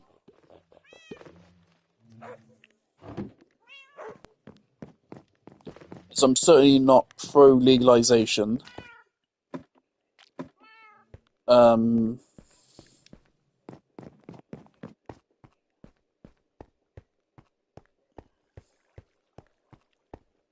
why did I even start on this tangent? Oh, yeah, so how condemnable is Saul for defending Walt back when he was just a meth cook?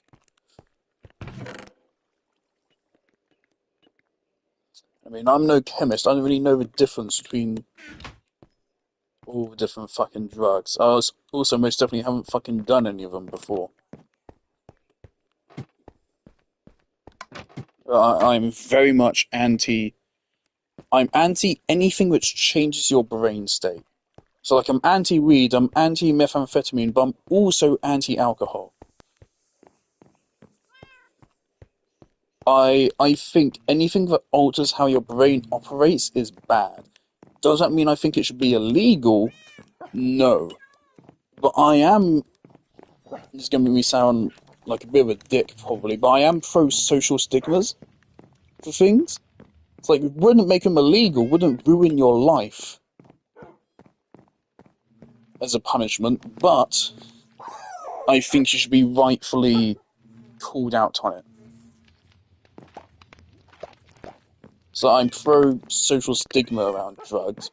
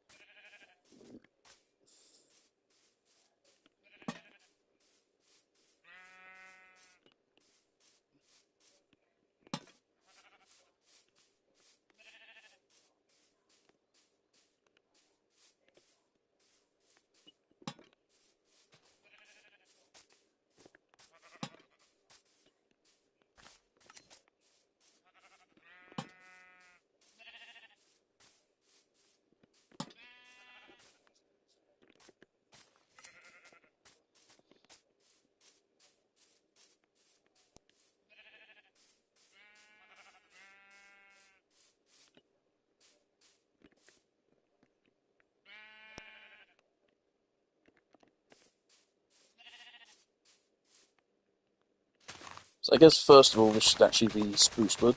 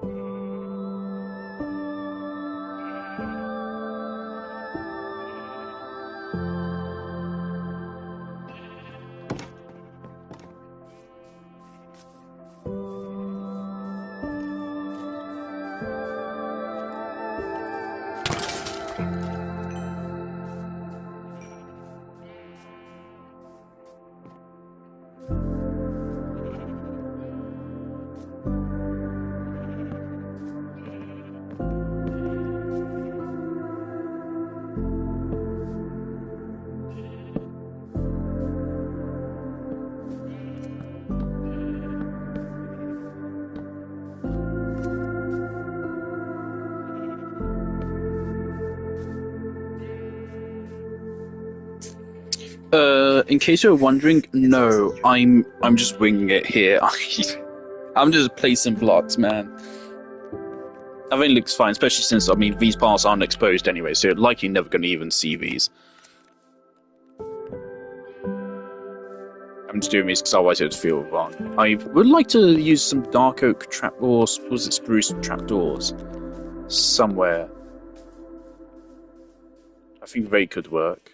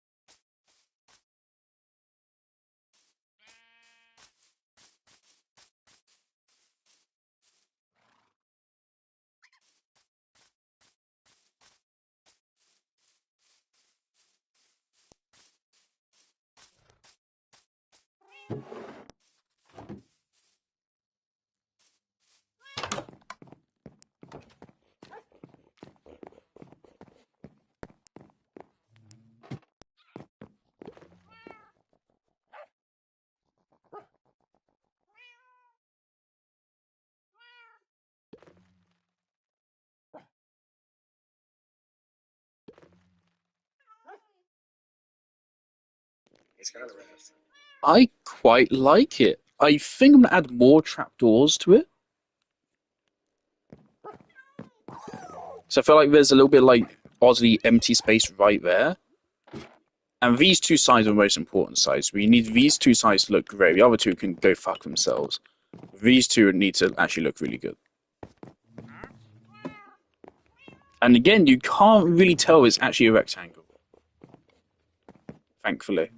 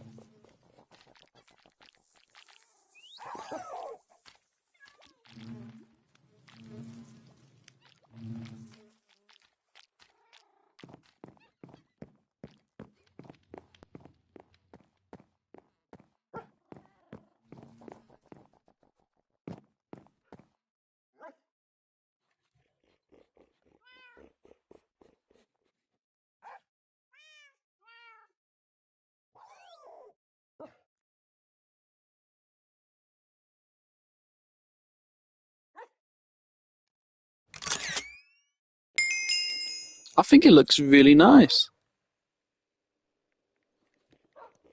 One thing though is I think that slab needs to be replaced with another trapdoor.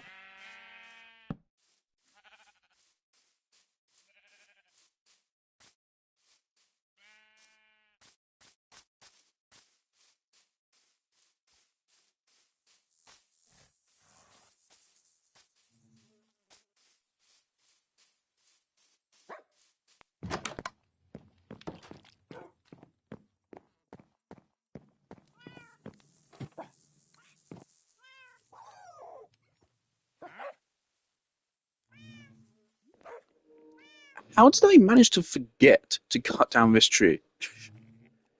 Yeah, this one specifically has to go.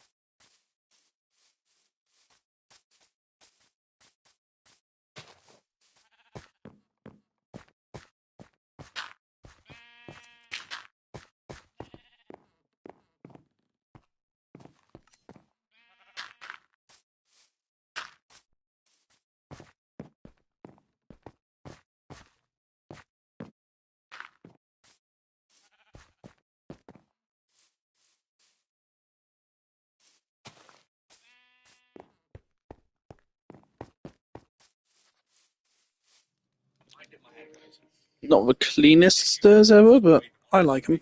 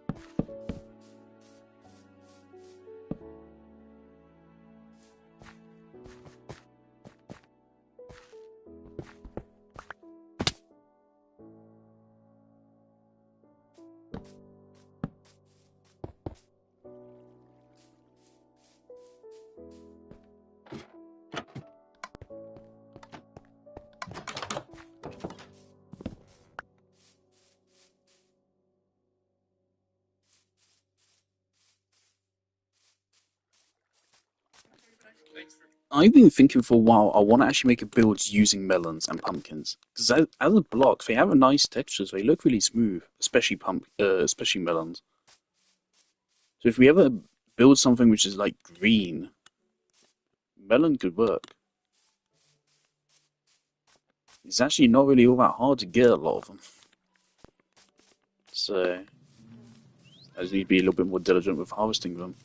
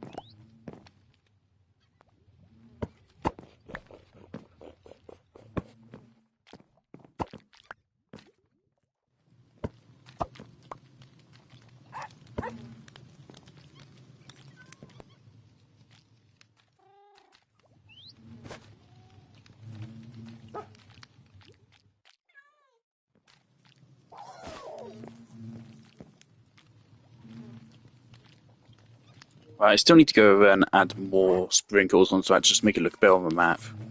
So I want things to look nice on the map.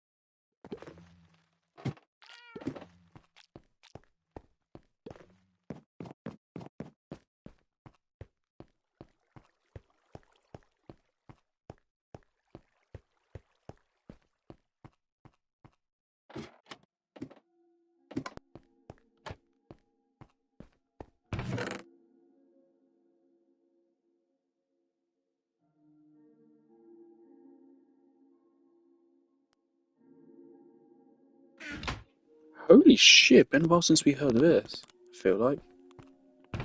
Which piece is this? I've missed this one.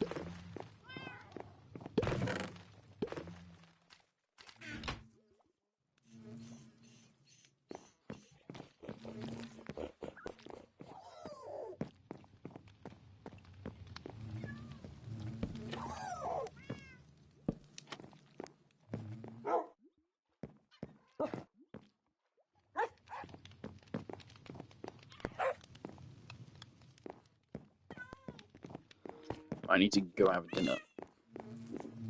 When I come back, we'll be adding more sprinkles, and then I'm not sure exactly what.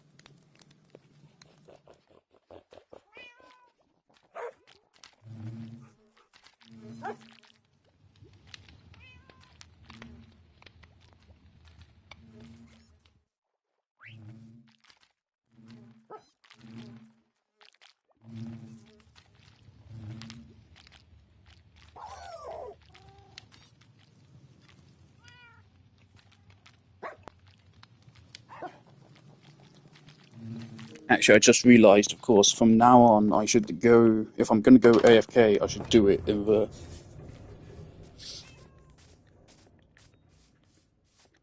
cake. That just makes sense. Also, of course, I did plop my bed down in here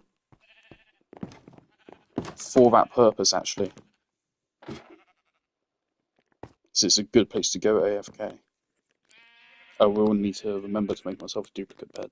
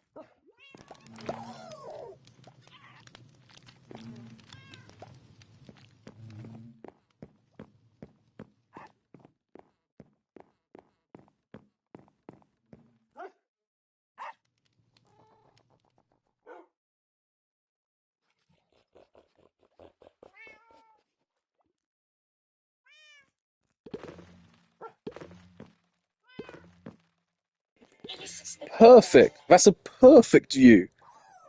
Got rid of the perfect amount of trees for that to work. Wonderful. That actually worked out so well.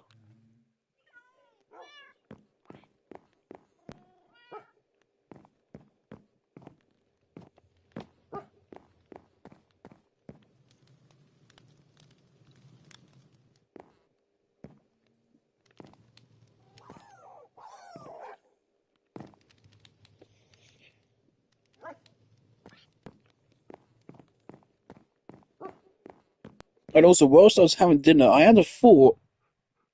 That was like, of course, previously I had thought like I wanted to like connect these two, and I just had a thought like, those things where it's like an archway of leaves, and it's like held up on bars, and it's like a hallway made of leaves.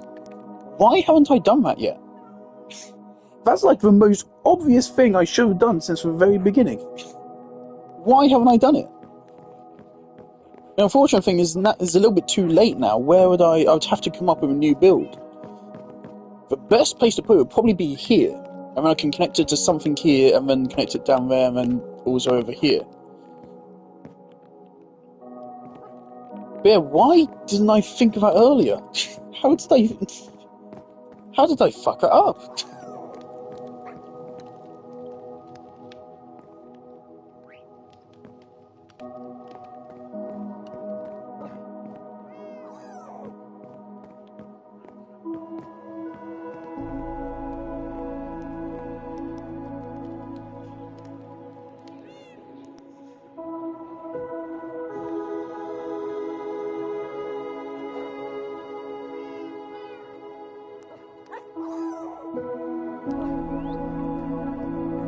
Yeah, I've written it down. I've added it to my list of builds to do. Isn't it wonderful comparing this image to what it was on the first stream? It's really night and day how far we've come.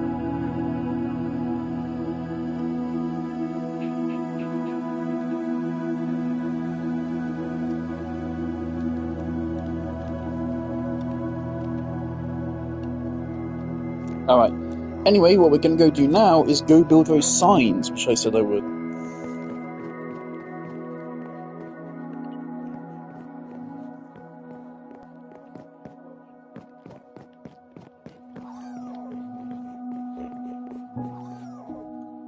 Now, should I just make them all out of wood? I could do wood, I could also do stone. I want them to stand out. They need to be visible from a distance. To stand out a good bit. They need to be readable. And the way I'm going to do it is it's literally just going to be like a big arrow. And I'll put a sign on it saying where it leads.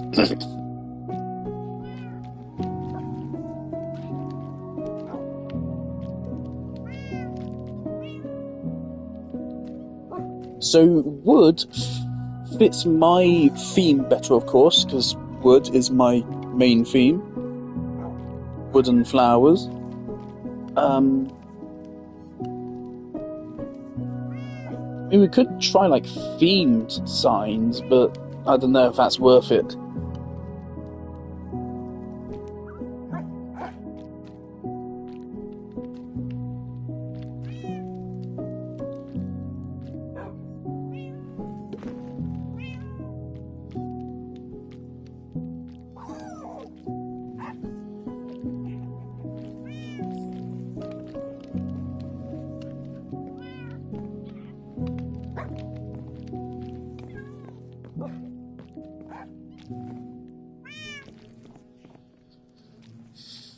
Let's grab some more oak. Let's grab some cobblestone. Oh, wait, I can't. Oh. Do I have a spare crafting table?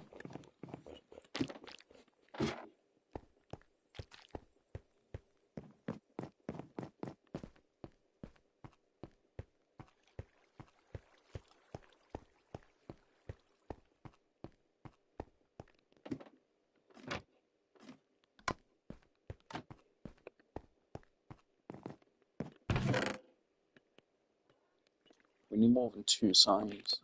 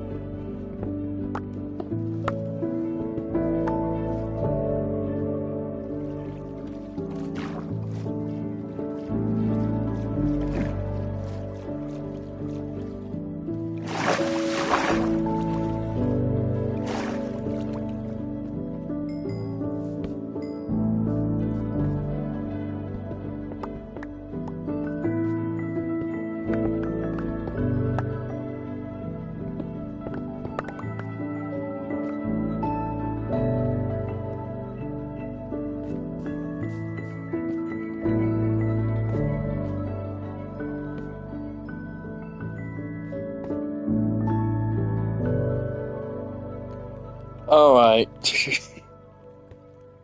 I mean, we don't need any resources, but this looks fucking cool.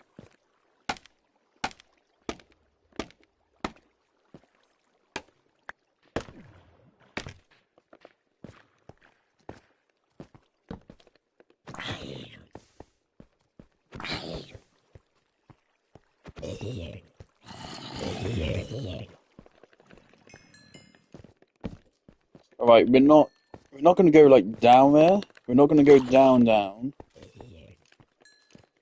But I do wanna take a little look, see.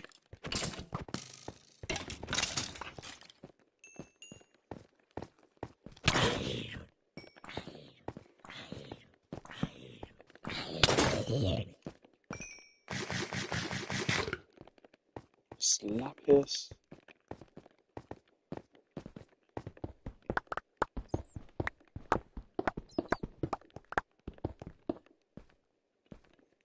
Really?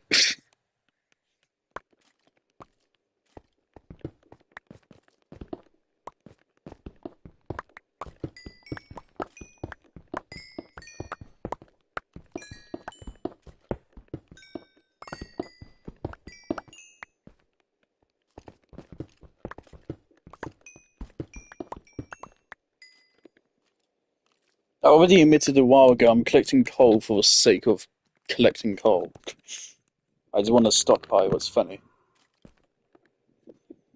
I mean, we don't carry our bow much anymore. So we're even tight.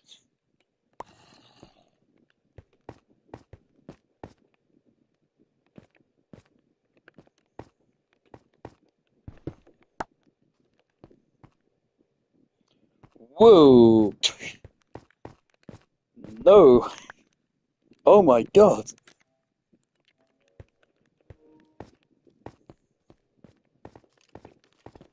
I mean, I can take that easily, but it's still a bit dangerous. Holy shit. Like, how many monsters do you want? There's so much iron here. Can you not? For 1 second, just leave me alone.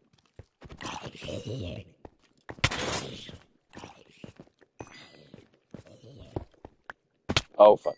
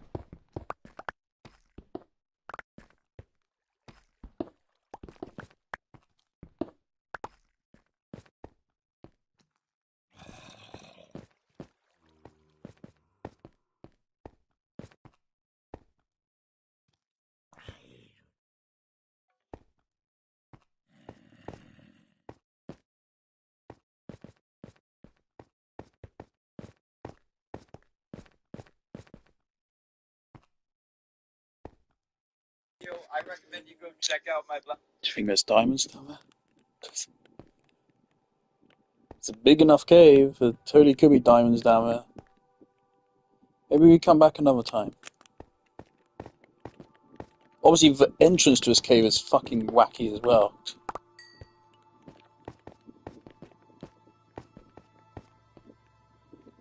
Speaking of, where was it?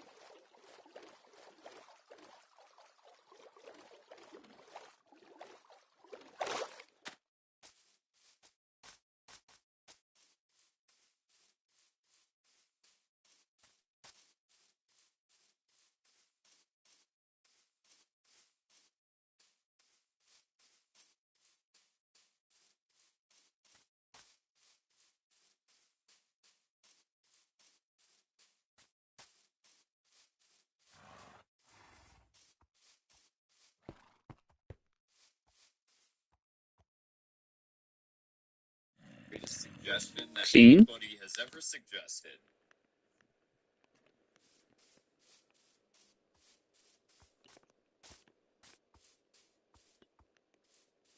And the mangrove tree she made.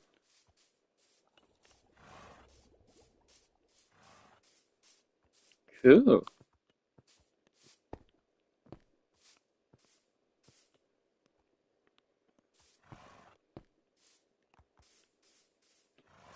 It's strange how I don't know how much Denny's played Minecraft.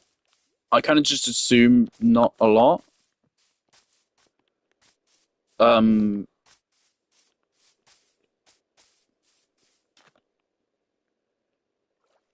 but something I've noticed is it seems to be the people that actually play Minecraft less, but like they come on, they do one really long playthrough of it.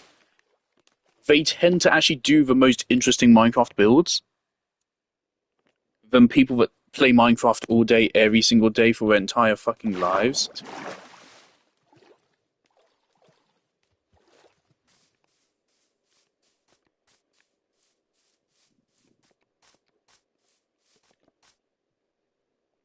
I wish I'd been fucking smart enough to come up with a build like this. I would have loved to make a house like this. I might try something like it at some point, but I'm going to be pissed off because I'm going to know that it's not really fundamentally my idea anymore. Still just so impressed. Such a wacky idea and it worked out so well.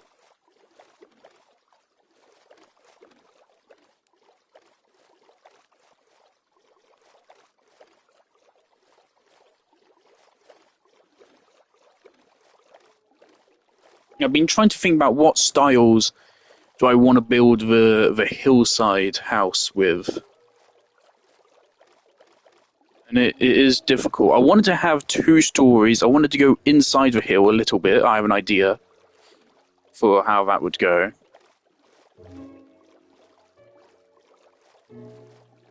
It'll be a difficult one. I also want it to be on stilts. It will be a difficult one. I'll probably have to look at some like reference materials for that one. I was initially thinking cherry wood, but I don't know.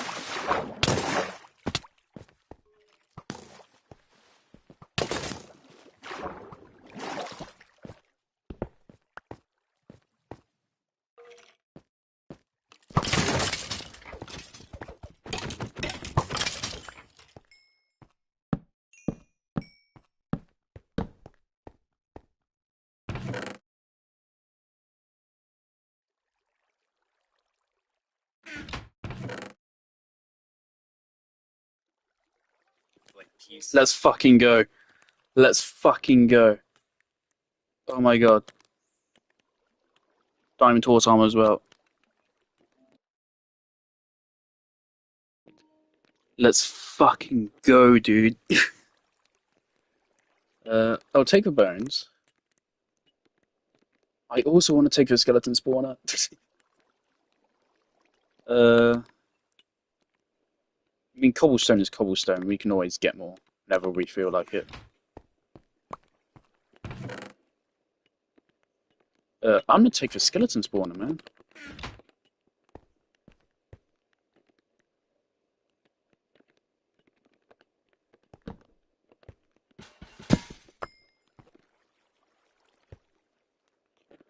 Oh, what? Oh, As silked up. Why did I do that?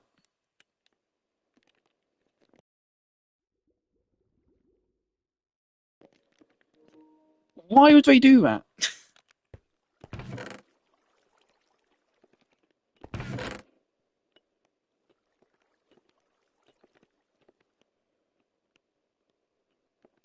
Let's take the gunpowder as well.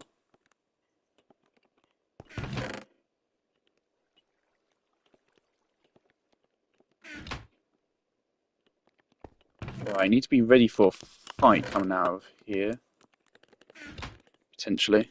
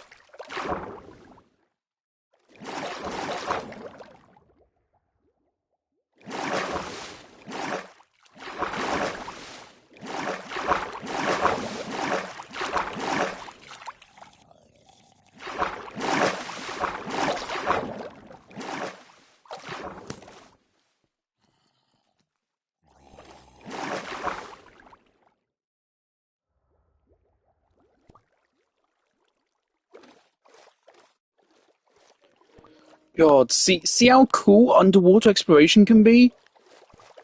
Make shit like this happen a little bit more often. It's so fucking cool.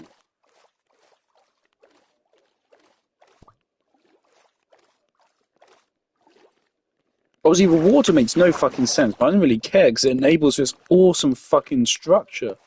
And we've got fucking other side. Let's fucking go. Oh my god.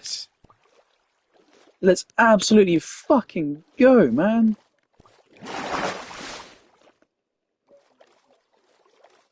Obviously, I love other side. It's a little bit.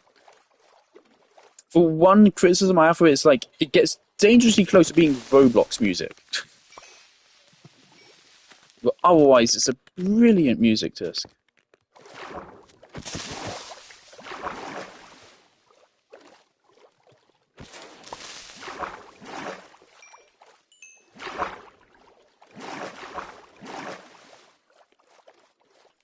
Also, things I don't know if there's anyone else has bases out here. They might.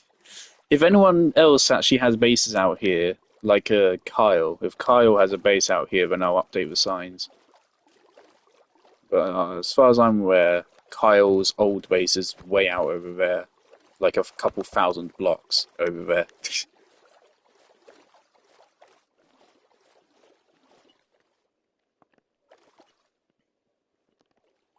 Wild, man. Oh my god, it's such a good trip.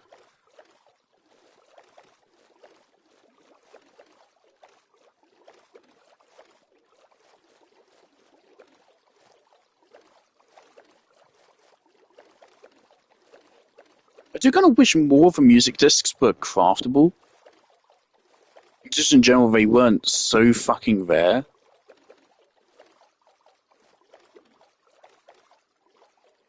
But they do need some amount of rarity to make them feel special.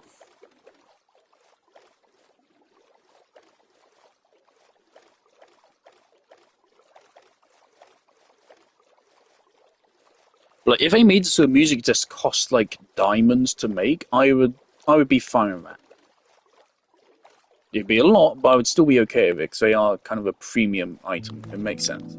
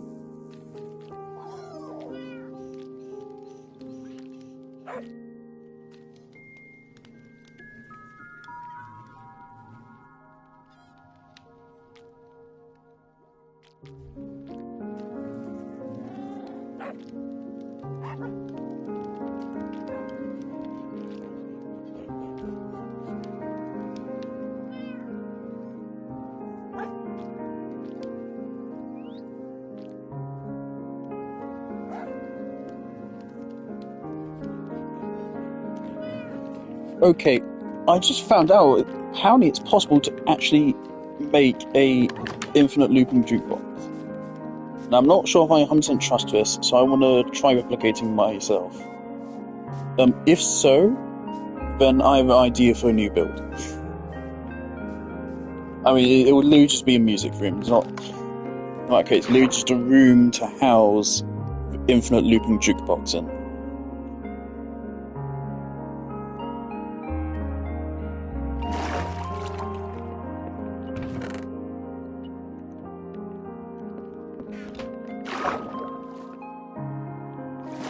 So I did not know it's a thing, and I personally don't think it should require redstone. I think it should just be a thing which is in the game, but apparently it is possible.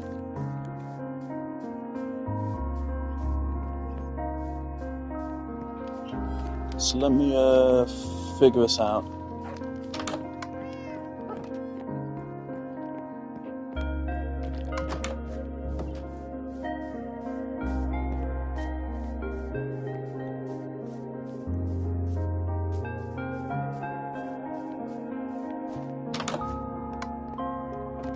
Remember back when we had so many problems with fucking monsters every day? Fuck yeah, baby. Okay. So I need to do a little bit of redstone, not a lot. I need some redstone torches. I'm also going to take a note. Actually, no, I'm going to leave a note block here for now. Alright. We need to make observers again. Great. How do I make a redstone comparator?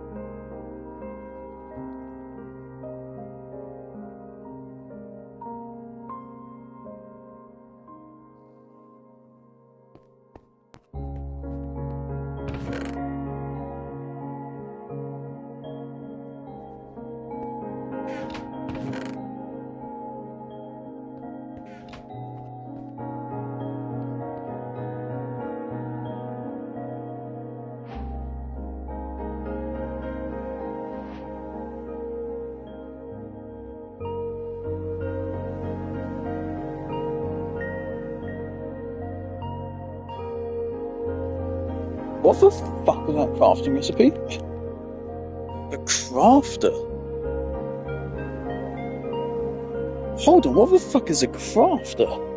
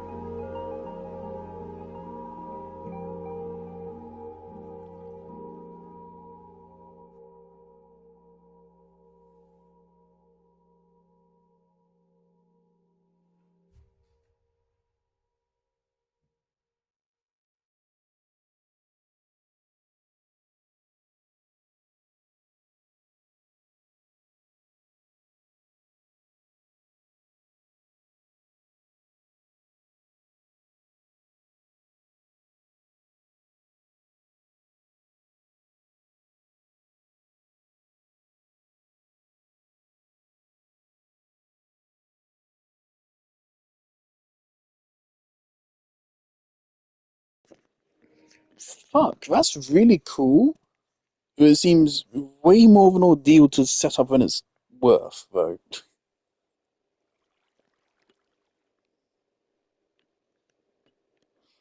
I mean, it's cool that it exists. Quite frankly, if you can just use it as a regular crafting table anyway, I'd just make that. Never thought I'd make an upgrade to a crafting table.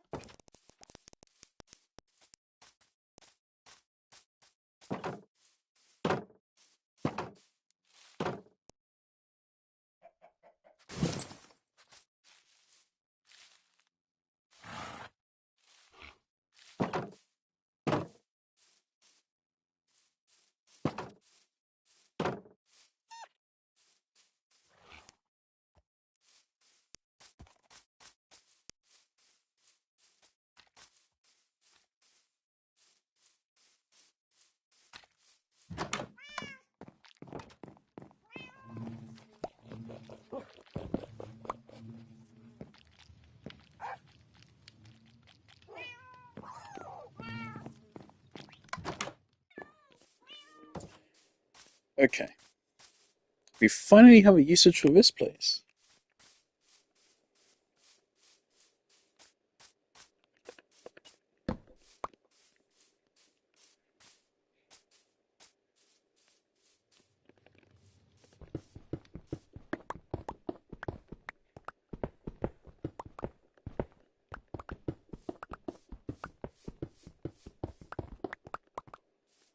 I'm not actually building anything here, I'm literally just making space.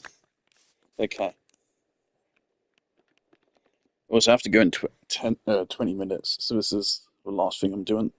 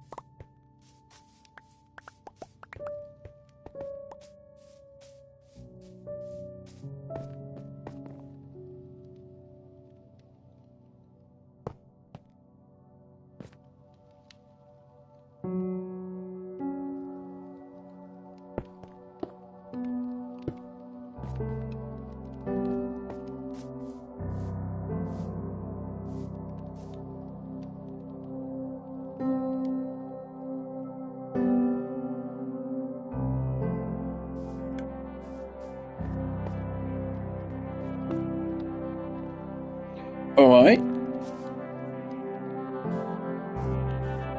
So it throws it in here, but then how does it get music disc back out? I assume it drops the music disc back into a dropper, then feeds it through here, but then at what stage does the music disc go into a dropper? So it just stays in whilst it's playing, does it not?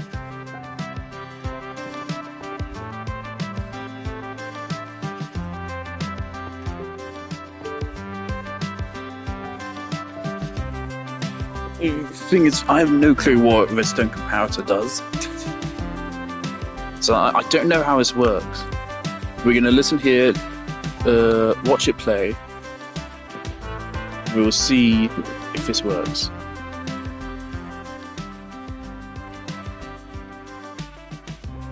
I'd love to call this like the Redstone Labs, but the problem is that, I mean, unlike Achievement Hunter, it's not. I mean, maybe later on, but this is survival, unfortunately. So, like, we need to conserve resources. So whenever we make a redstone project, that's it. We're not going to build it in one place to check if it works and then rebuild it.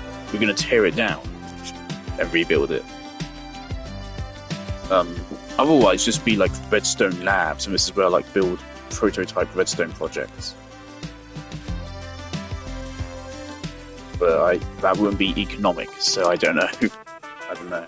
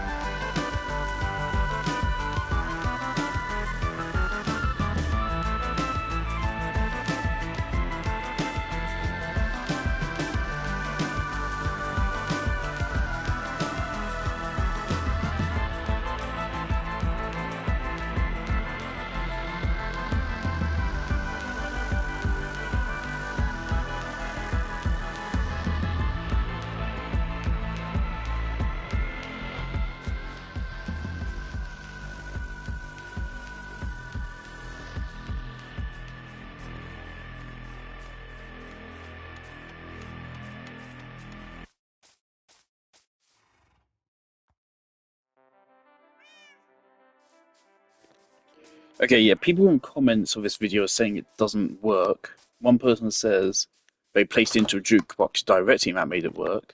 One person is saying place redstone on top of a jukebox. So let me try that.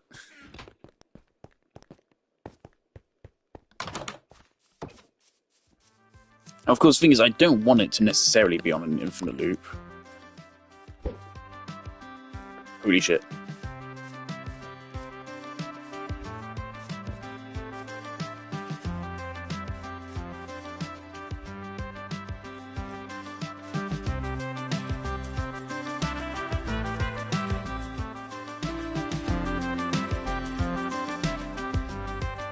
Okay, this time I want to actually like watch and see what happens. I don't actually get how this works. I have no clue what's going on here. It's like when a music disc finishes, it just stays in the jukebox. Maybe if there's a hopper connected to it, it just automatically sends it to a hopper, and then this sends out a signal, which is then detected by this, and so that lights this up, which then lights this up, which then sends into it.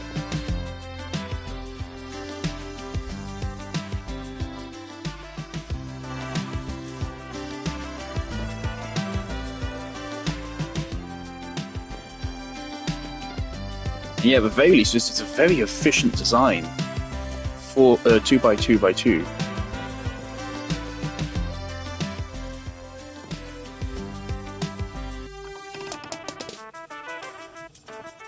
thing is, for the music room, which I think we will do now, I actually probably want to leave this exposed. It'd be cool.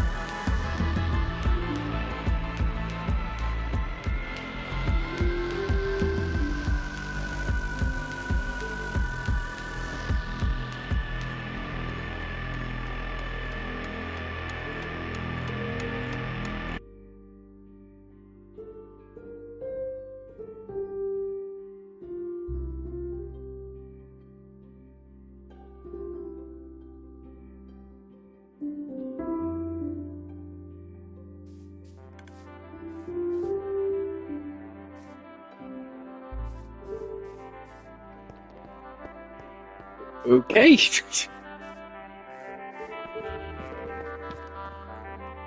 I'm thinking that maybe a jukebox sends out, because I know another way to do the honey farm, the bee farm, is to use redstone comparators. I'm assuming that what it does is sends out a redstone signal when the music disc ends, which obviously unfortunately has lots of dead air at the end there. When it ends, it sends a signal out, which goes into here, which this then detects, which is then picked up by this, so it then runs the circuit. I assume that's how it works. That's fucking awesome. I'm thinking I still actually have to keep the jukebox in my room, anyway, but then we'll have a second one in the music room with this setup. So this is awesome. And assumingly I can put it out and put it back in again. That should still loop.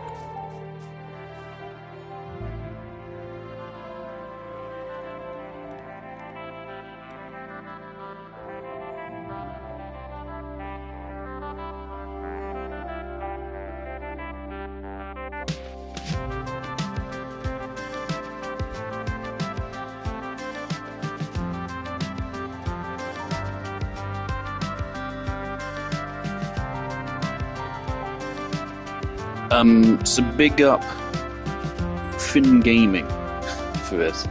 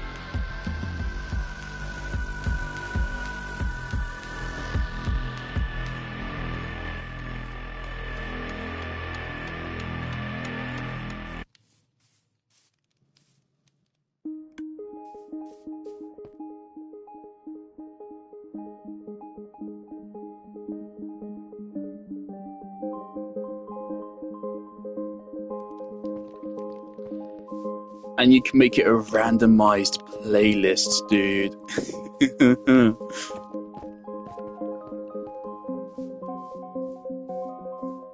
That is so cool.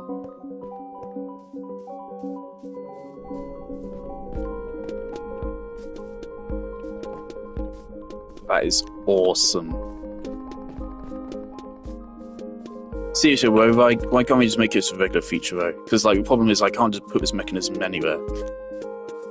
Even without compactors, it still doesn't, like, I can't just whip this out and build this whenever I want to. You really should be able to just put a jukebox down and then, I don't know, flip a lever on the side of it, and that just makes it loop. But anyway, okay, so the next time...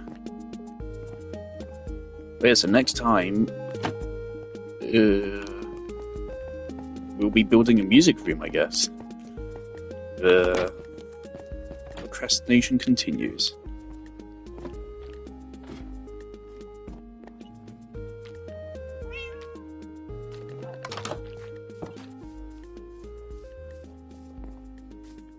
Also, like, jukeboxes really should have a bigger range, man.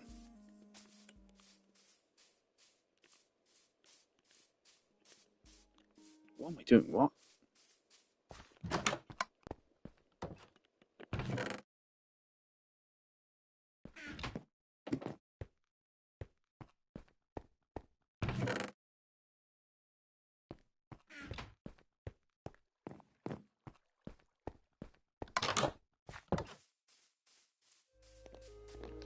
Alright, so what we're going to do is we're going to migrate the infinite looping jukebox.